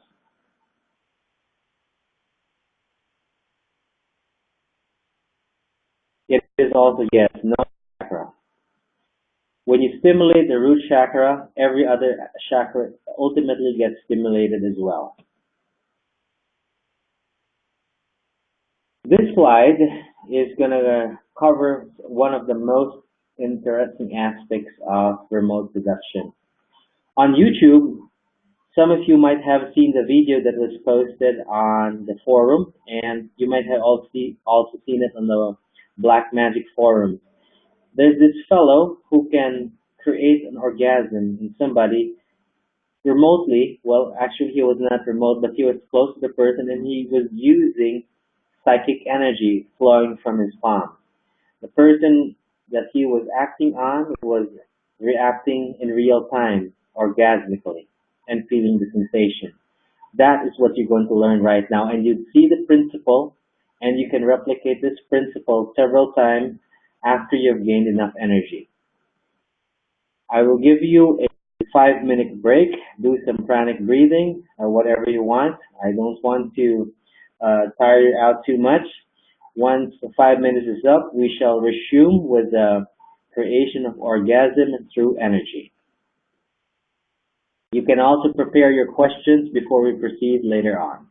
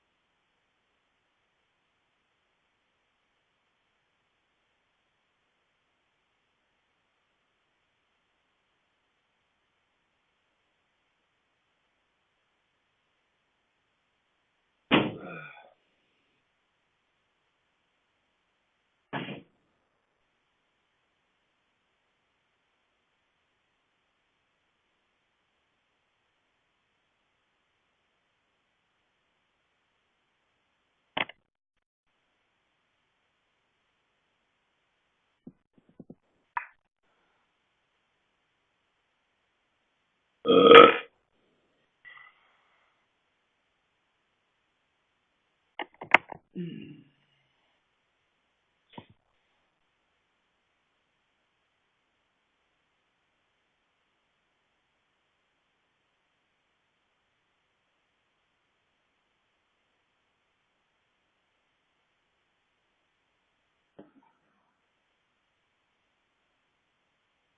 shall resume now. I see a few questions here. Henry is asking about masturbation. That would indeed reduce your energy. It is not good for remote seduction if you're not utilizing the energy at that moment to transfer to somebody else. So if you're just mindlessly doing self-stimulation, put it to good use. Use it for sex magic. As for the second question, the remote orgasm standalone, it is recommended that you do this remote orgasm only after you have already created the first comfort stages. So you should have done comfort at least twice. Then you can try proceeding with the remote orgasm. Now, if you do this remote orgasm thing, you would notice that the person would be thinking of you and maybe calling you after even the remote orgasm. Eventually, once you get to know the person face to face, you can try doing this close to each other in the same room, just as you saw it on the YouTube video. So you can see the actual effect of your energy transfer in real time without touching the person.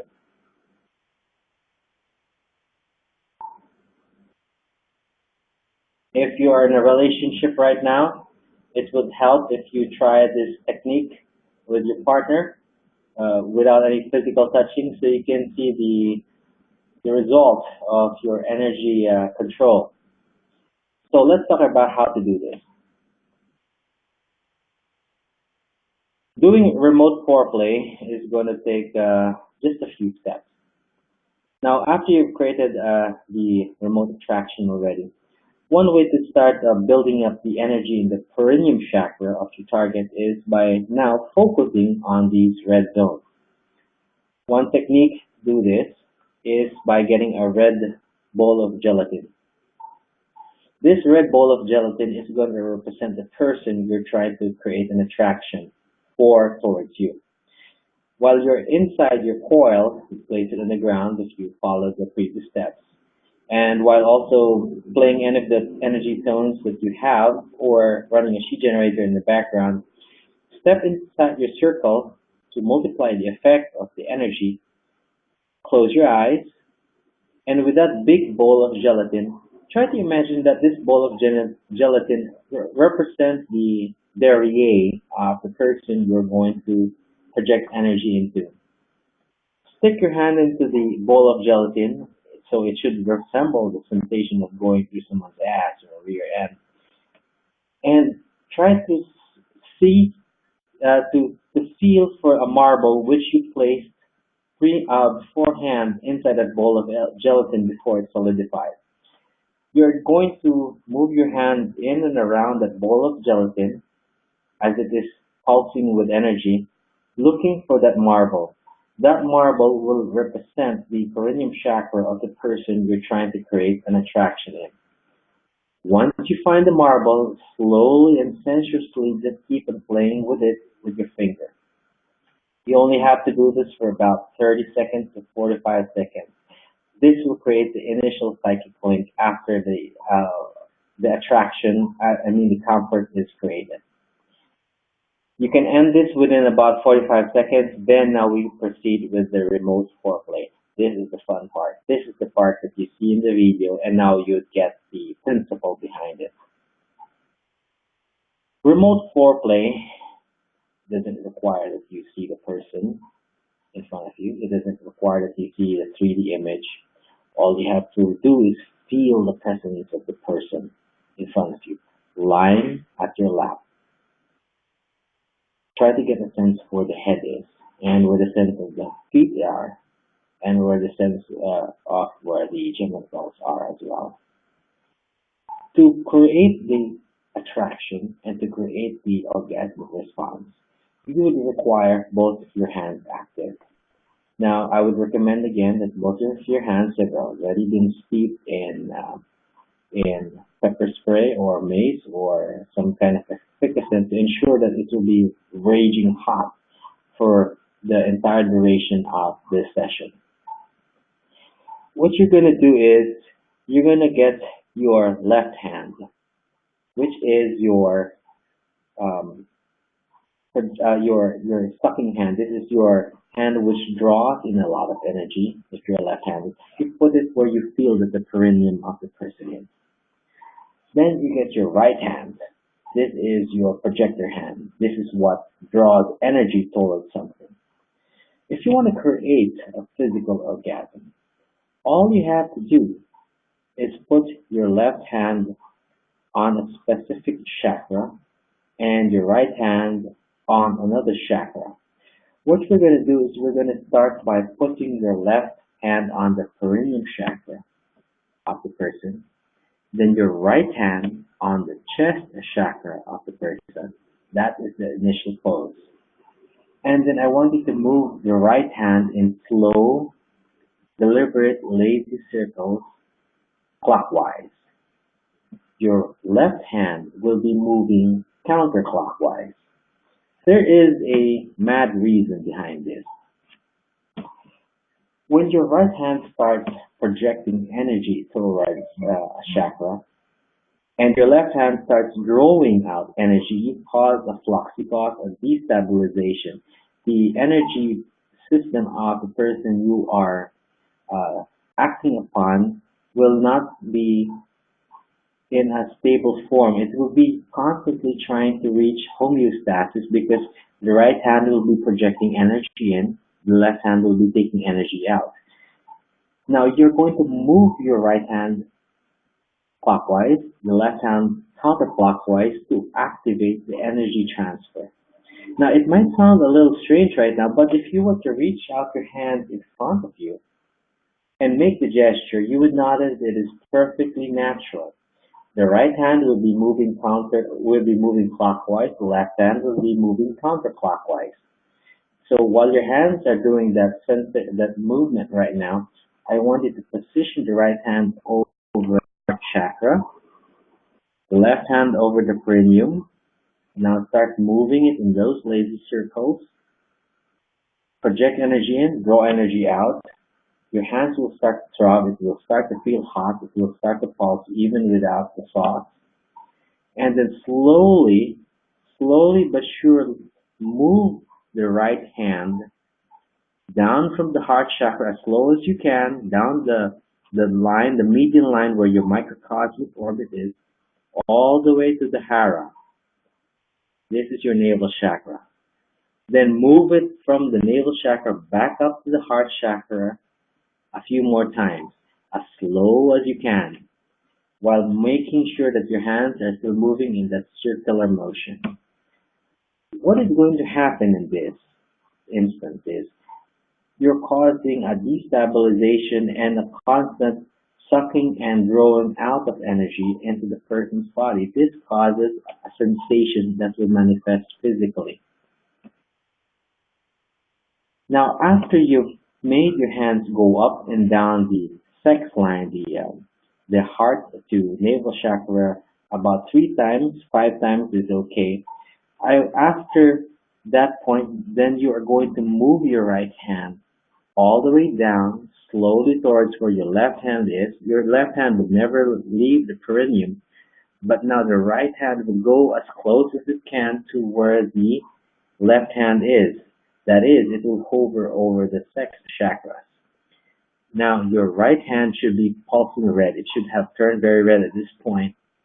And as it transfers energy into the sex chakra, the left hand is drawing out energy from the perineum. Both chakras would be spinning very wildly, and that will ultimately lead to a physical orgasm. Now, for several individuals, this would lead to a severe wetting in the first chance. It might not lead to the orgasm right away, but after you've done this about twice, may give or take twice, it would already lead to the physical or even an emotional orgasm. Now you can bolster the energy all the more doing this ritual while chanting seduce-meaning and while also flooding the person with unconditional love. You might be thinking, isn't this the time to flood the person with lust? No, it isn't. Use unconditional love as much as you can. It is still a more powerful force. Now, when your hands are close to each other already, there's a certain point where you would feel your hands repelling each other. It's like there would be a cushioning feel that is pushing them apart. Don't worry, this is just the intermingling of your energy and her energy. So that is the physical orgasm. Now, what if you want to just simply create an emotional orgasm? That is also possible. Now, to do that just requires a modification of where your hands are going to be. Instead of your left hand being on the perineum chakra, this time you will be leaving the left hand on the amygdala. You will be drawing out energy from the amygdala. Then keep your right hand on the sex or perineum chakra throughout. This time there will be no movement up and down. The only movement will be circular. The right hand will again be going clockwise, the left hand counterclockwise. This is actually easier than the previous version of physical orgasm because in this case, no movement in the lateral or vertical planes. It's just all on one spot. Give or take about 3 to 5 minutes, the person you're dealing with will experience what you're after. And because your personal energy signature is contaminating the whole person, you can expect that a person will have thoughts of you throughout the entire situation. Now, while doing seduce-meaning, I would recommend that you do it in a whisper mode. Whisper as sensuously, as languidly as possible, full of meaning and full of emotion. So this slide is the most important slide in the entire RI Masterclass. Before we move on to the next slide, throw your questions. For the comfort building stage, you can do this for about 5 minutes. For this stage, as long as it's necessary, because as you're all aware, it takes a long time for a woman to come. So expect that you might be able to go for as long as 15 to 30 minutes doing this, but the wait will be worth it. Yeah, you're right, Bernard. The person in the picture is having a great day indeed. Now, if you have the access to a real live person who can do this with you, that will be great because this will shortcut the process and you can see the expressions in the person as you do the thing, so you'll know exactly what you're doing wrong. Just don't do this in a relative, they might think it's a little bit strange, not in your sister, but in your loved one, that would be much better. Henry has a question. Oh yeah, multiple. Yes, you can actually go for multiple. If you do this for 30 minutes to 45 minutes, you probably might reach multiple levels of big O.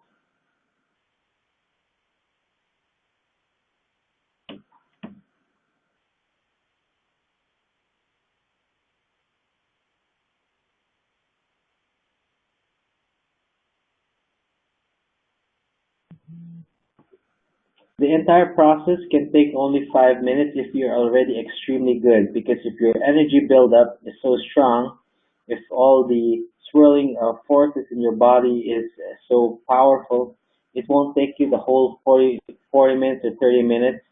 It can actually take 5 minutes, but that's already dependent on how advanced you are. So, because you're starting, I recommend that your attraction phase, your comfort phase is 5 minutes, and your lust creation phase should be 15 to 30 minutes.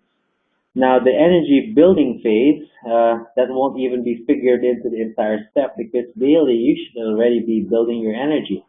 That means you're doing your sun gazing. That means you are already chanting. That means you're doing your pranic breathing and your shower case.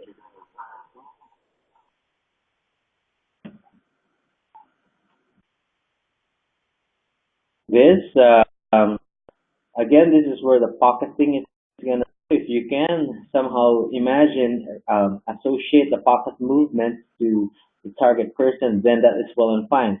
Imagine that your right hand is in your right hand pocket and that right pocket is linked to the person's chest. The left hand is in your left pocket, and as you make your micro movements there, it is actually associated with the perineum, then well and good. It should also work. Now, this will take a great deal of mental concentration, but once you reach the stage, yeah, I believe you can actually create what you're after, even in a cafe.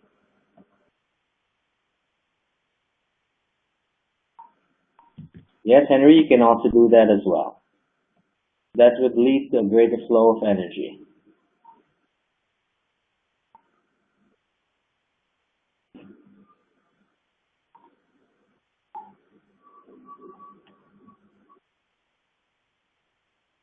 Unless you have any other questions, I shall move to the slide that talks about consolidating the energy. If you do feel that sensation, Henry, during the entire RI, don't worry about it. Just let it go with the flow. Although as much as possible, the more calm and collected you are, the better it would be. And the predominant emotion I would really like you to have is unconditional love.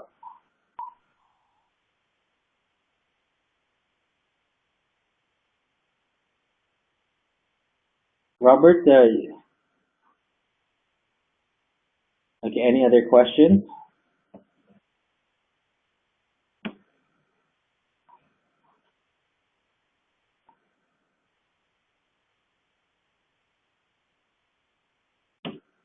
Yes, it is.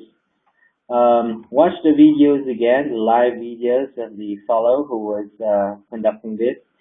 You would be experiencing the live big O's when you're already good enough. The first time it might not be, it might just be tickling sensations, but eventually when the flow of energy and the control is strong, you'd be realizing the actual physical O's.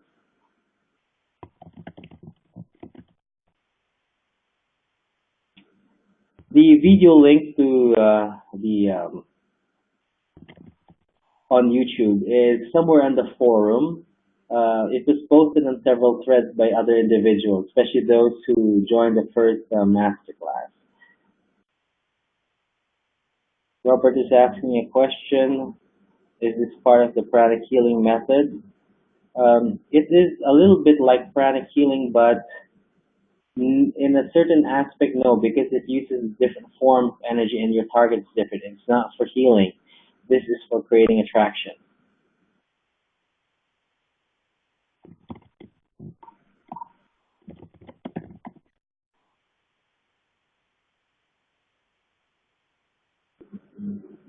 Yes, Henry. Once you've started this, I've tried this a few times already. Once you've started this, it can actually be addictive, but of course it takes time. And once you've established your strength doing this, in the future you don't have to practice that much. It will come naturally. You would still be able to generate the O's.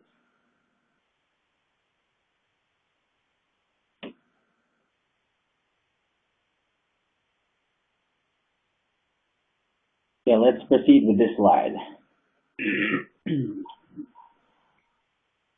After you create the big O, you want to create a lingering effect, meaning that the person would think of you long after the deed is done.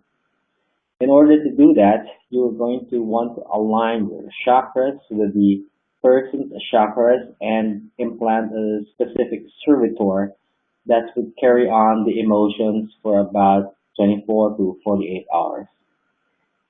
In order to do this, I want you to sit back just as you see the guy doing it here in the bed. In fact, that is the best way to do it. Close your eyes and recline backwards in the bed. And while your eyes are closed, I want you to feel the presence of the person straddling you in the same position.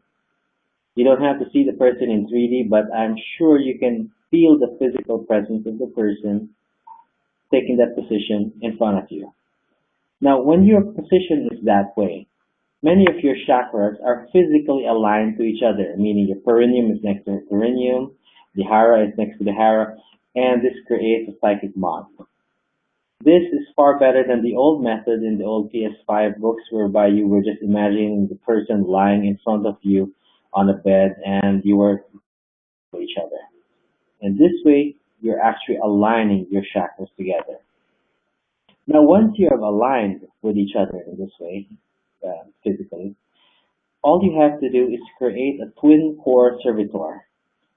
What you're going to do is you simply reach forward, you put your right hand on the chest of the person, then you put the left hand behind the person, and then you create an energy ball. Feel your hand creating a large pink ball that is growing in the center of the person. Then when you feel the ball very dense already, you are to create a single yellow core at the center of that ball. Not blue, but yellow. Then when you feel the physical presence of that ball, I want you to give instructions to that ball. Say to that ball, you will stay with her and we will think of each other. We will do the best for each other for 48 hours. The best that can happen to each other. I want you to emphasize that word best. The best that can happen for both of us will happen. So in this way, you are not creating any coercive spell, you're not creating any coercive transfer of energy. Do it this selflessly, and your effect and your outcome will be far better for both of you. Because remember, when you create attraction, it should be a two-way street. It shouldn't be me all the time. It should be more of give and take, give and take, give and take. So as much as possible, if you can flood thoughts of love and meeting the needs of the other person, your long-term effect will be far better.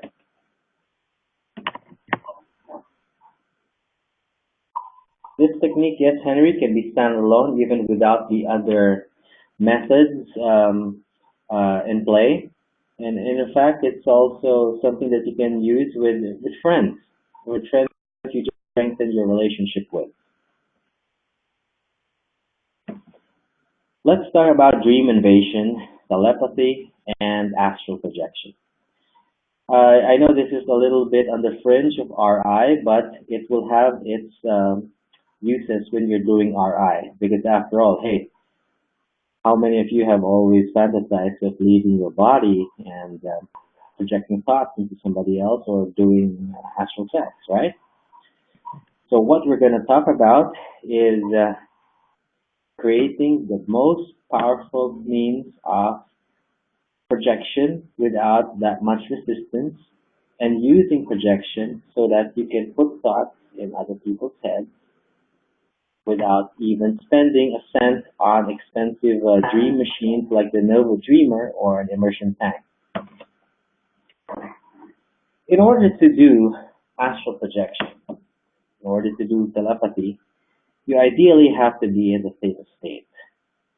Now, the problem that most of you have faced when trying to access the theta state is relaxing. Your senses are too attuned to the surrounding environment that you get distracted and you do not reach the theta state. Some of you may have invested in devices like the Nova Dreamer, or you've listened to binaural beats, which yes, it can relax you, but sometimes it is too strong and too good, you actually fall asleep. You want to be able to control the theta state so you can project your soul or you can project your thoughts. Now, in order to do that, all you have to do is obtain the three objects you see on this slide.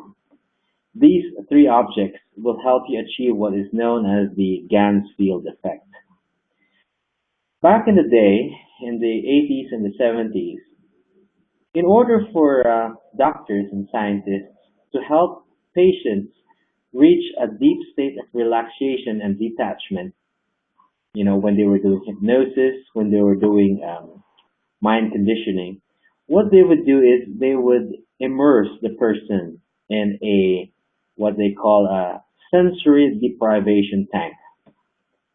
A sensory deprivation tank is merely something that looks like a giant casket or a coffin.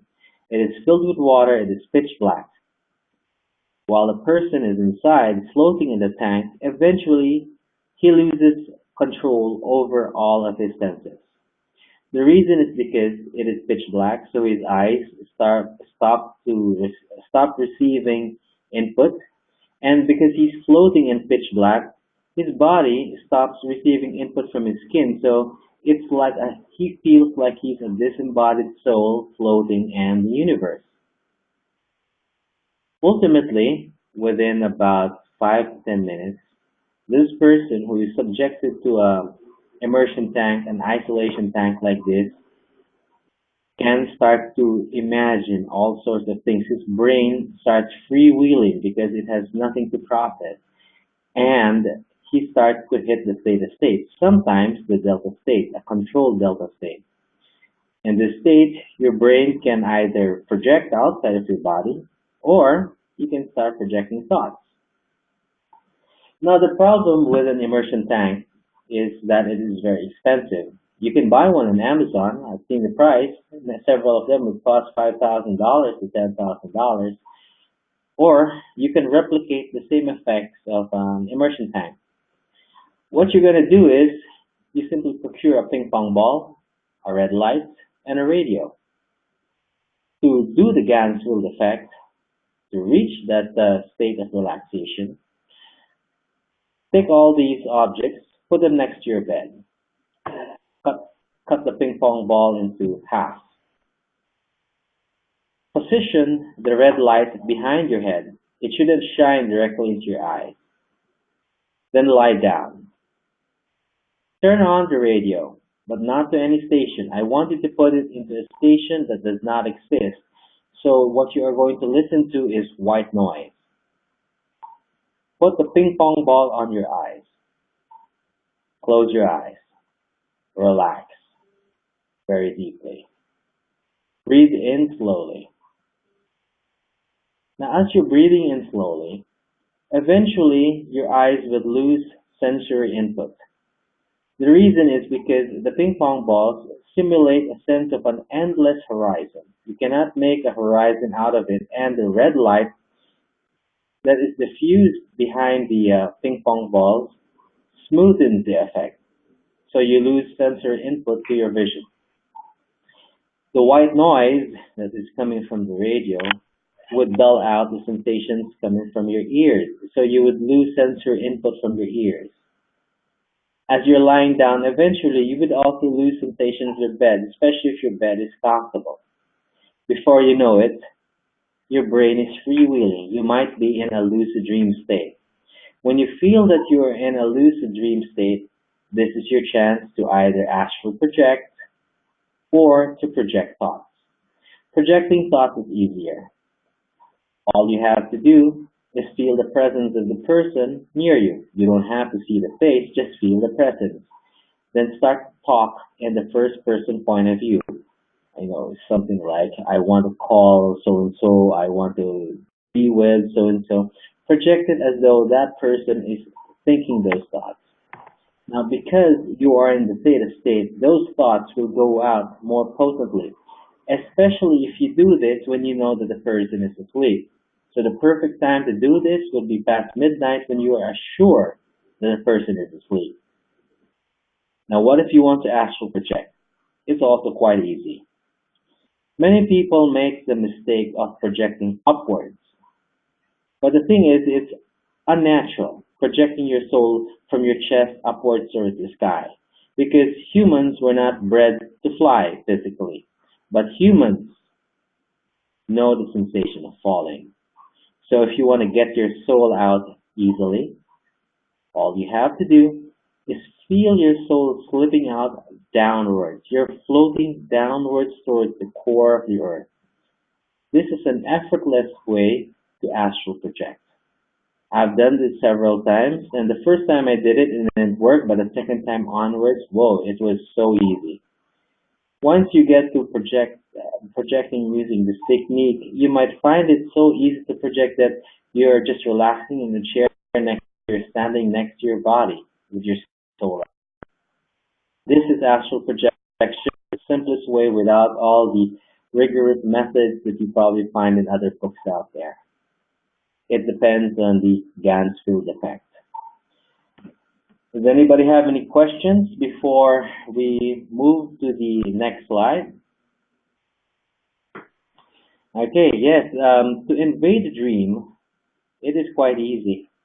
All you have to do is use the telepathic method, or you physically project your soul from your body, and while you're in the astral plane, you find your target, find the person you want to influence. Float over the body of the person, then settle in. Let your body, let your soul settle into the person, and try to use your intuition to sense what the dream of that person is. Then insert yourself into that dream. It sounds a little bit complex now, but when you're actually doing it while you're in your dream form or while you're out of the body, it is much more simple. You can communicate with persons. You can simply say to yourself, I wish to talk with somebody. I wish to talk with Grace. I wish to talk with Melissa. Next thing you know, you're appearing next to Melissa and you're talking with her. That is as simple as it gets. No rigid steps, just project. It all gets very easy once you're in the theta state.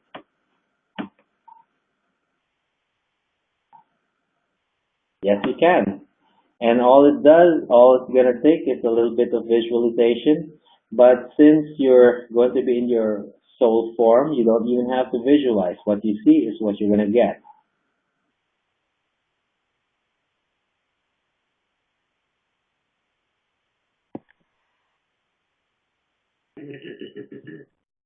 Yes, Henry, as to your question, it will actually benefit the real seduction because you're creating attraction with the person on a metaphysical plane.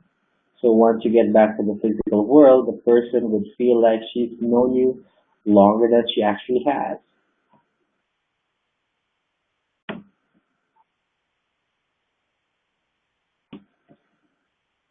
Yes, you can also do it in a lucid dream if you want to. And if you don't have access to those expensive lucid dream devices, there's an easy way to enter your lucid dream and to control it. All it's going to take is your alarm clock, which has a digital display, or your cell phone. Simply, most people are in the REM state at around 4 a.m. or 3 a.m. in the morning.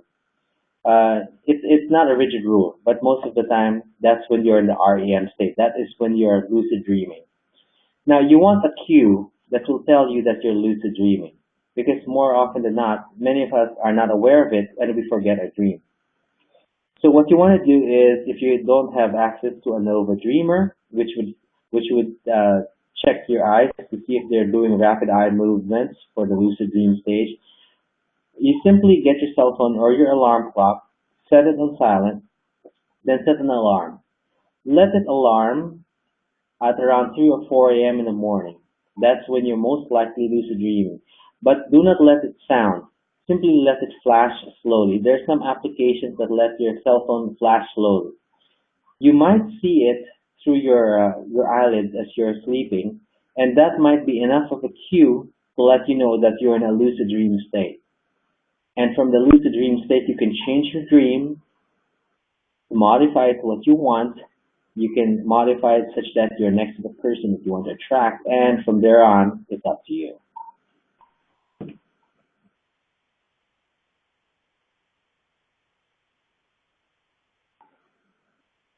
For the Gansfield method, you can be there just as short as 5 minutes, but it would feel like it's stretched out to eternity. Time seems different when you're in the theta state, so it's up to you to control how long you want to be there. And you can just do it for pleasure or even for recreation.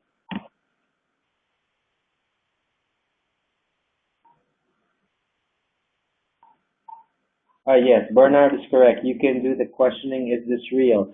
You can do things that normally Shouldn't happen in real life. Like you step off a cliff, if you don't die, that means you're pretty much in a dream. You do testing of reality. Henry, the eye mask, I've tried it myself. It doesn't work.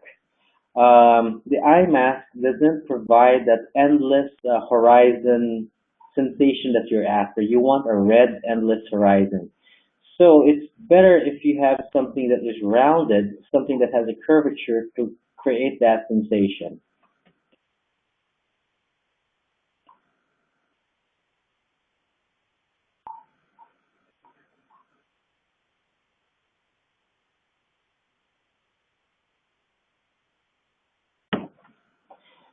Don't worry about the balls falling off. All you need is some gauze, tape it in your eyes, and they should be good to stay for the entire duration.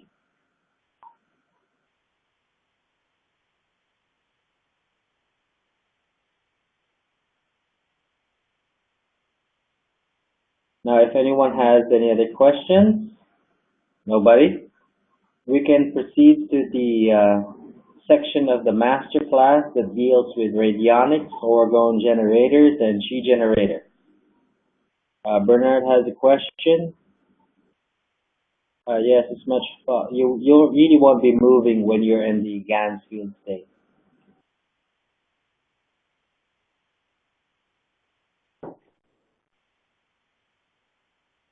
Hmm.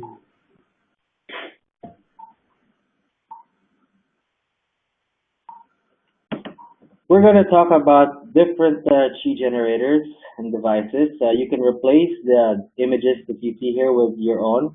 If you have Thunder Deck devices, if you have stuff from quantum balancing, or if you have your own units, their principle is the same. Now, for a single core device, one that doesn't really have different frequencies or it doesn't attack numerous targets at the same time, in order to create attraction with somebody, you can run a trend on a device, RI style, this way. All you need to do is establish a psychic link first so you can follow through with any of the previous techniques we've already discussed. And then you procure an image of her, an image of you. You put it in a silk pouch. A silk is really good for your purpose. You put in a rose quartz crystal into that silk pouch and you tie it with a pink ribbon. All of this would have a symbolical meaning to you. And this is a crystallization of your thought of creating attraction. So even though you stop thinking of creating attraction, this symbol would continue to exist. And provided that it is within the presence of a source of energy like a chi gen, you would be creating a flow of energy that would be altering your reality towards what you want, meaning you're creating love. Now, after you create the image and you put it in the pouch and you put it in the chi gen, it helps if you spend 30 seconds minimum to about a minute flooding the person that you're after with unconditional love. Keep your left hand on the device. Remember, your left hand is the absorber hand, so you're trying to take energy from the chi gen and you reach out physically. Don't just imagine it. Reach out physically with your right hand, feeling your chakra throbbing, and put it on the amygdala or the heart of your target. Just conjure a presence in front of you. You don't have to see the person. Just feel where you think the amygdala of the heart is. Flood the person with unconditional love for a duration of about a minute or 2 minutes, and you're done. That's it. It's straightforward, then forget the whole thing. Walk away. Some people would like to refresh this day after day, but I don't think that's good. Because if you are obsessed with the result and you keep on repeating the same thing day after day, you lock down the energy. That creates an obsession. It does not release the energy to the ether. So if you want to refresh the entire process, then do it after a week. So schedule your thing every weekend, every Sunday. That is for the single core device, for a simple device like the JU99 or maybe a tower buster that you've created on your own out of resin and organic elements. Next slide is going to target the audio-based devices. Audio-based devices are much better because they allow you to pulse in your voice. They allow it to pulse in a chant like the synapse hihe, which is very good for your purposes. Mm-hmm. So the process is more or less the same. What you're going to do is you place an image of you and her again as you did in the past, put it in the pouch with a pink ribbon, put it on the device. There's several devices out there. You can use Serenity, you can use the Weld CCHD. You can create your own organized device and simply place a Walkman speaker next to it. It's rudimentary, but it should still work. Now, what you're going to do is you put a recording of your voice that will be playing on loop. You can make the voice do the comfort thing where you're just asking about the person's day, you're comforting the person, asking about the problems of the person, or it can even be something that is proclaiming praise for the person. And while this tone, this vocal command is playing into your device, simply do again a physical caress. I keep on repeating this. Do not do it mentally in your head that you just imagine the hands. Reach out physically towards a person that you should feel in front of you. The effect is more electric. The results are more rapid. Again, keep the left hand on the device, the right hand on the imagined amygdala or the heart. If you want to have a more diffused effect that whereby the energy reaches the entire body of the person, but it's more diffused, keep the right hand on the Hara chakra. Now, if you're feeling feisty and you're feeling kind of naughty, you can put your hand in certain uh, uh, zones down there. That should also work, but try to do that only after you've already established a lot of comfort. Henry has a question. Yes, you can use pictures of both you and her. You can also draw. Drawing is good. A symbol that was created by your hand is much better than any store-bought sigil, except if the sigil is an egregore like the Pentacles of Solomon. You can keep this running for a week, then you can refresh it. There's no need to refresh it every day. Yes, Bernard is correct. Without a picture, you can simply write a name, especially if you've already touched a person in the past, or if you have a witness that the person has touched, that would also work. Robert is correct. Hair shall do perfectly. If you have some of her menstrual fluid from a napkin, that's perfectly fine. In fact, it's even better than hair. Anything that has DNA, that will be perfect too. Saliva is good. Blood is good. If you're feeling really kinky after the wild thing, if you can get some of the juices, that will be perfect as well.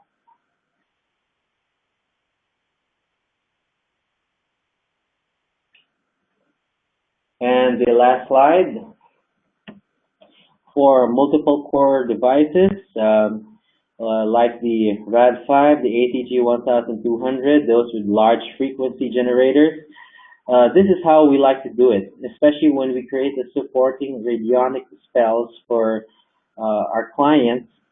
After the ritual chaos magic spell or Santeria spell is cast by the Magi, what we do is we link it up with the radionic spells whereby we funnel multiple frequencies towards a target.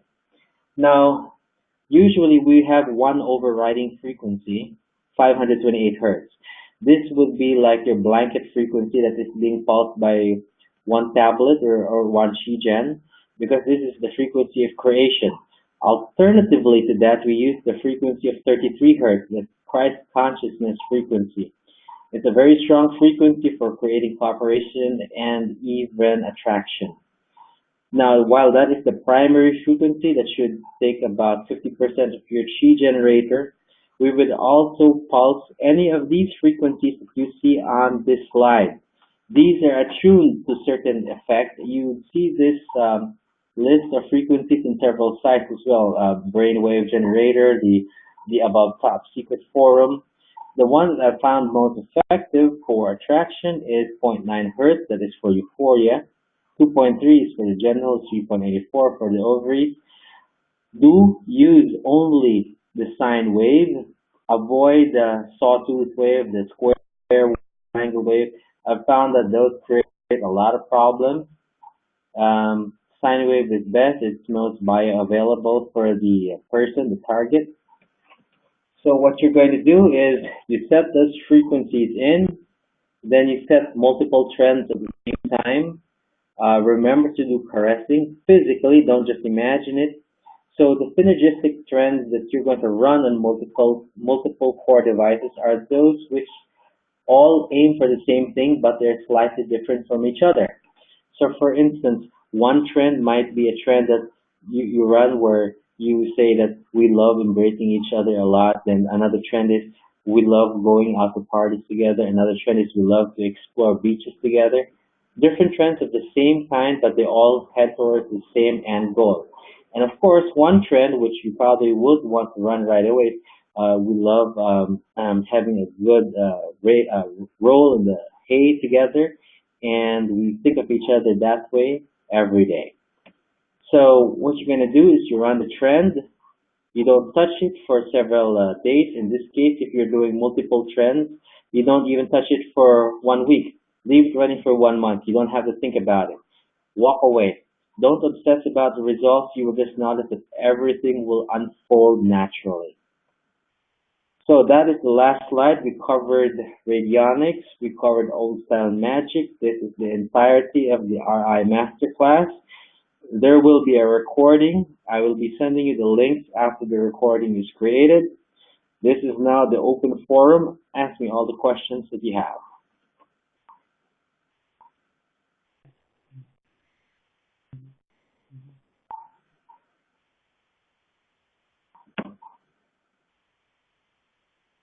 Henry, yes, you have a question with big devices. You can run it on multiple targets.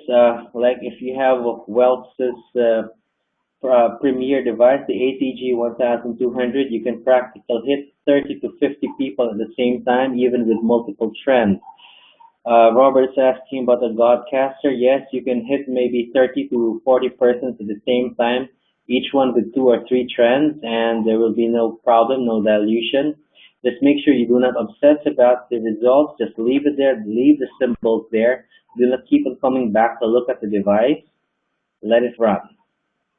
Henry's question is different targets. Yes, you can. Different targets with different partners. There will be no conflict.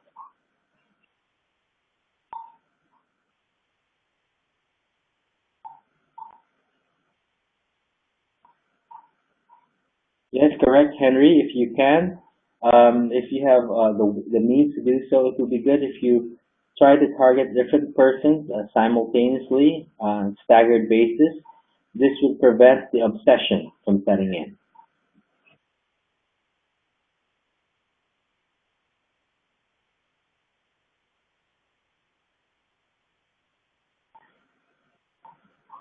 Automate the remote O's.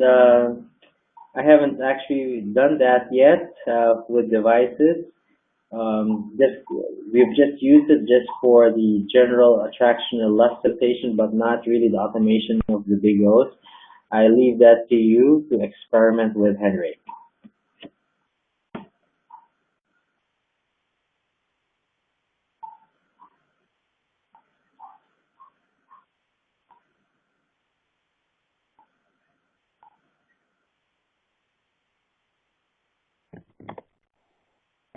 If we have no other questions, we're going to come to the part where I'm going to give you a contest, and the winner is going to get a free shipment of a power diamond that is larger than the regular diamond that we normally ship out. So this is the contest. It's straightforward. I want you to create up a fictional story of a wizard or a warrior, or it's up to you. Physical story, short story, no longer than 5 pages, whereby this person is going through life utilizing what you already know about creating attraction, whether it's through vocal, whether through NLP, and create a story whereby he wins the woman of his dreams. The more creative and unique it is, and this would be judged by six different individuals, you're gonna win the prize of Power Diamond, and the winner will have his short story posted on our Facebook page and our blog as well. So the mechanics is simple. Before February 14, send in that story. The judging will be in February 14, and the winner will be announced on the Facebook fan page and as well as via email. And we will ship to you the Power Diamond immediately. It will be shipped via DHL. Now the winner will also have the option of sending his photo if he wants the device linked to him. So is there any question on the contest or on anything else about the workshop that you have had?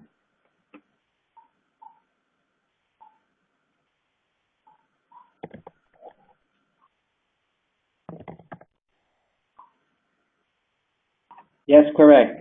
Send the emails, all your emails for the books for the contest to exceedglobal@gmail.com. For any queries, the support, send it there as well.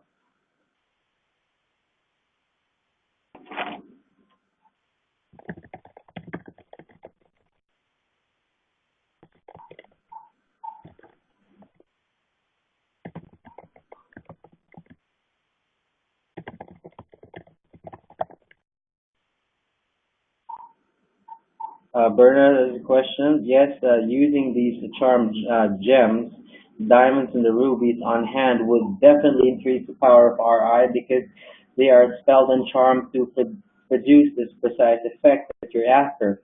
So if you have those devices, it would help you. If you don't have those devices, it doesn't matter because you can also rely on a rose quartz. It doesn't have programming, but you can program it yourself to a limited extent. You can also even use your own energy devices to take the place of these rubies. Now, Robert is asking about the recording. The recording will be available in about 12 to 24 hours. Anymeeting.com will process it, and the links will be sent to you as soon as you email me. And Robert is also asking about he missed a certain part because of tech difficulties. Don't worry, the recording will be complete. The voice will be there, and so will the full video.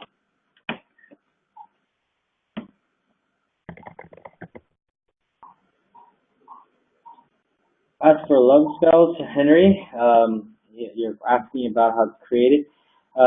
You can do it radionically, the different techniques that you've seen here on the slides. You simply use the images or drawings, symbol that you can create. Run your vocal commands, that's already as good as a love spell, or you can use the old style ritual magic that you've seen in the early part of the masterclass, whereby you simply do dream invasion. You can also run the physical orgasm. That as well would work. Synapsehihe is a very potent technique. There are actually some fellows who, on the eBay pages and on their own websites, they simply use that the charm and they sell spells based on it, and those spells are running through several devices of their own to create spell. So it's up to you whether you want to be a tech magi Henry or you want to be a ritual magician, whatever works for you. Robert is asking about the PDFs or sigils. Yes, they will be sent out via email as soon as you email me. The missing books, the Almin sigil, that would also help as well. Uh, Henry is asking how to do remote seduction for someone else. Very easily as well. All you have to do is change the wording. Instead of using the intent of attracting people to yourself, instead you use the intent of attracting them to others. In this case, doing ritual magic using photos and images representing the two lovers will be best, especially if you have big devices. All you have to do is use vocal commands that are geared to creating attraction for those two individuals, but not yourself.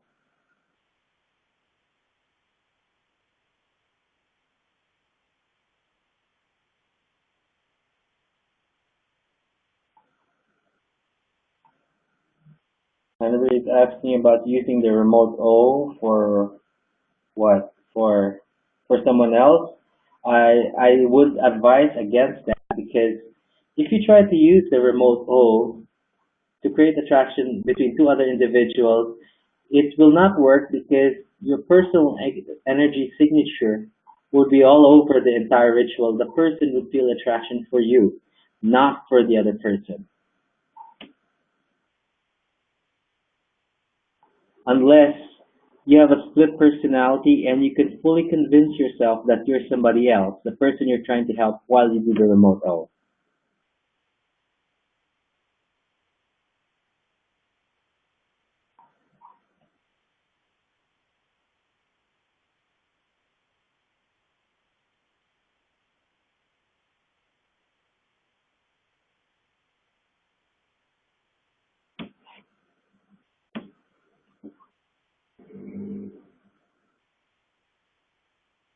The chant, the written chant won't really have much power. It's the sigils that would have much power if you want to write them on your hand or if you wanted to do them. The synopsis chant has to be chanted. The reverberations and the actual resonance is necessary for it to work.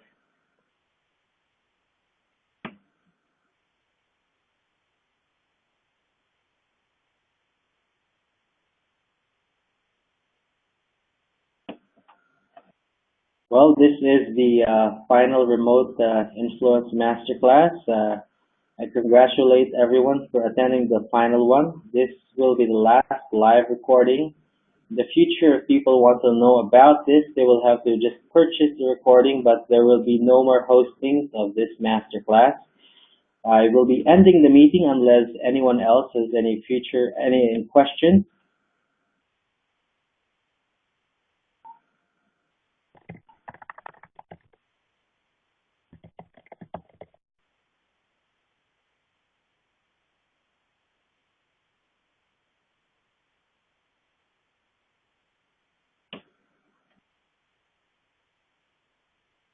Thank you for the comments.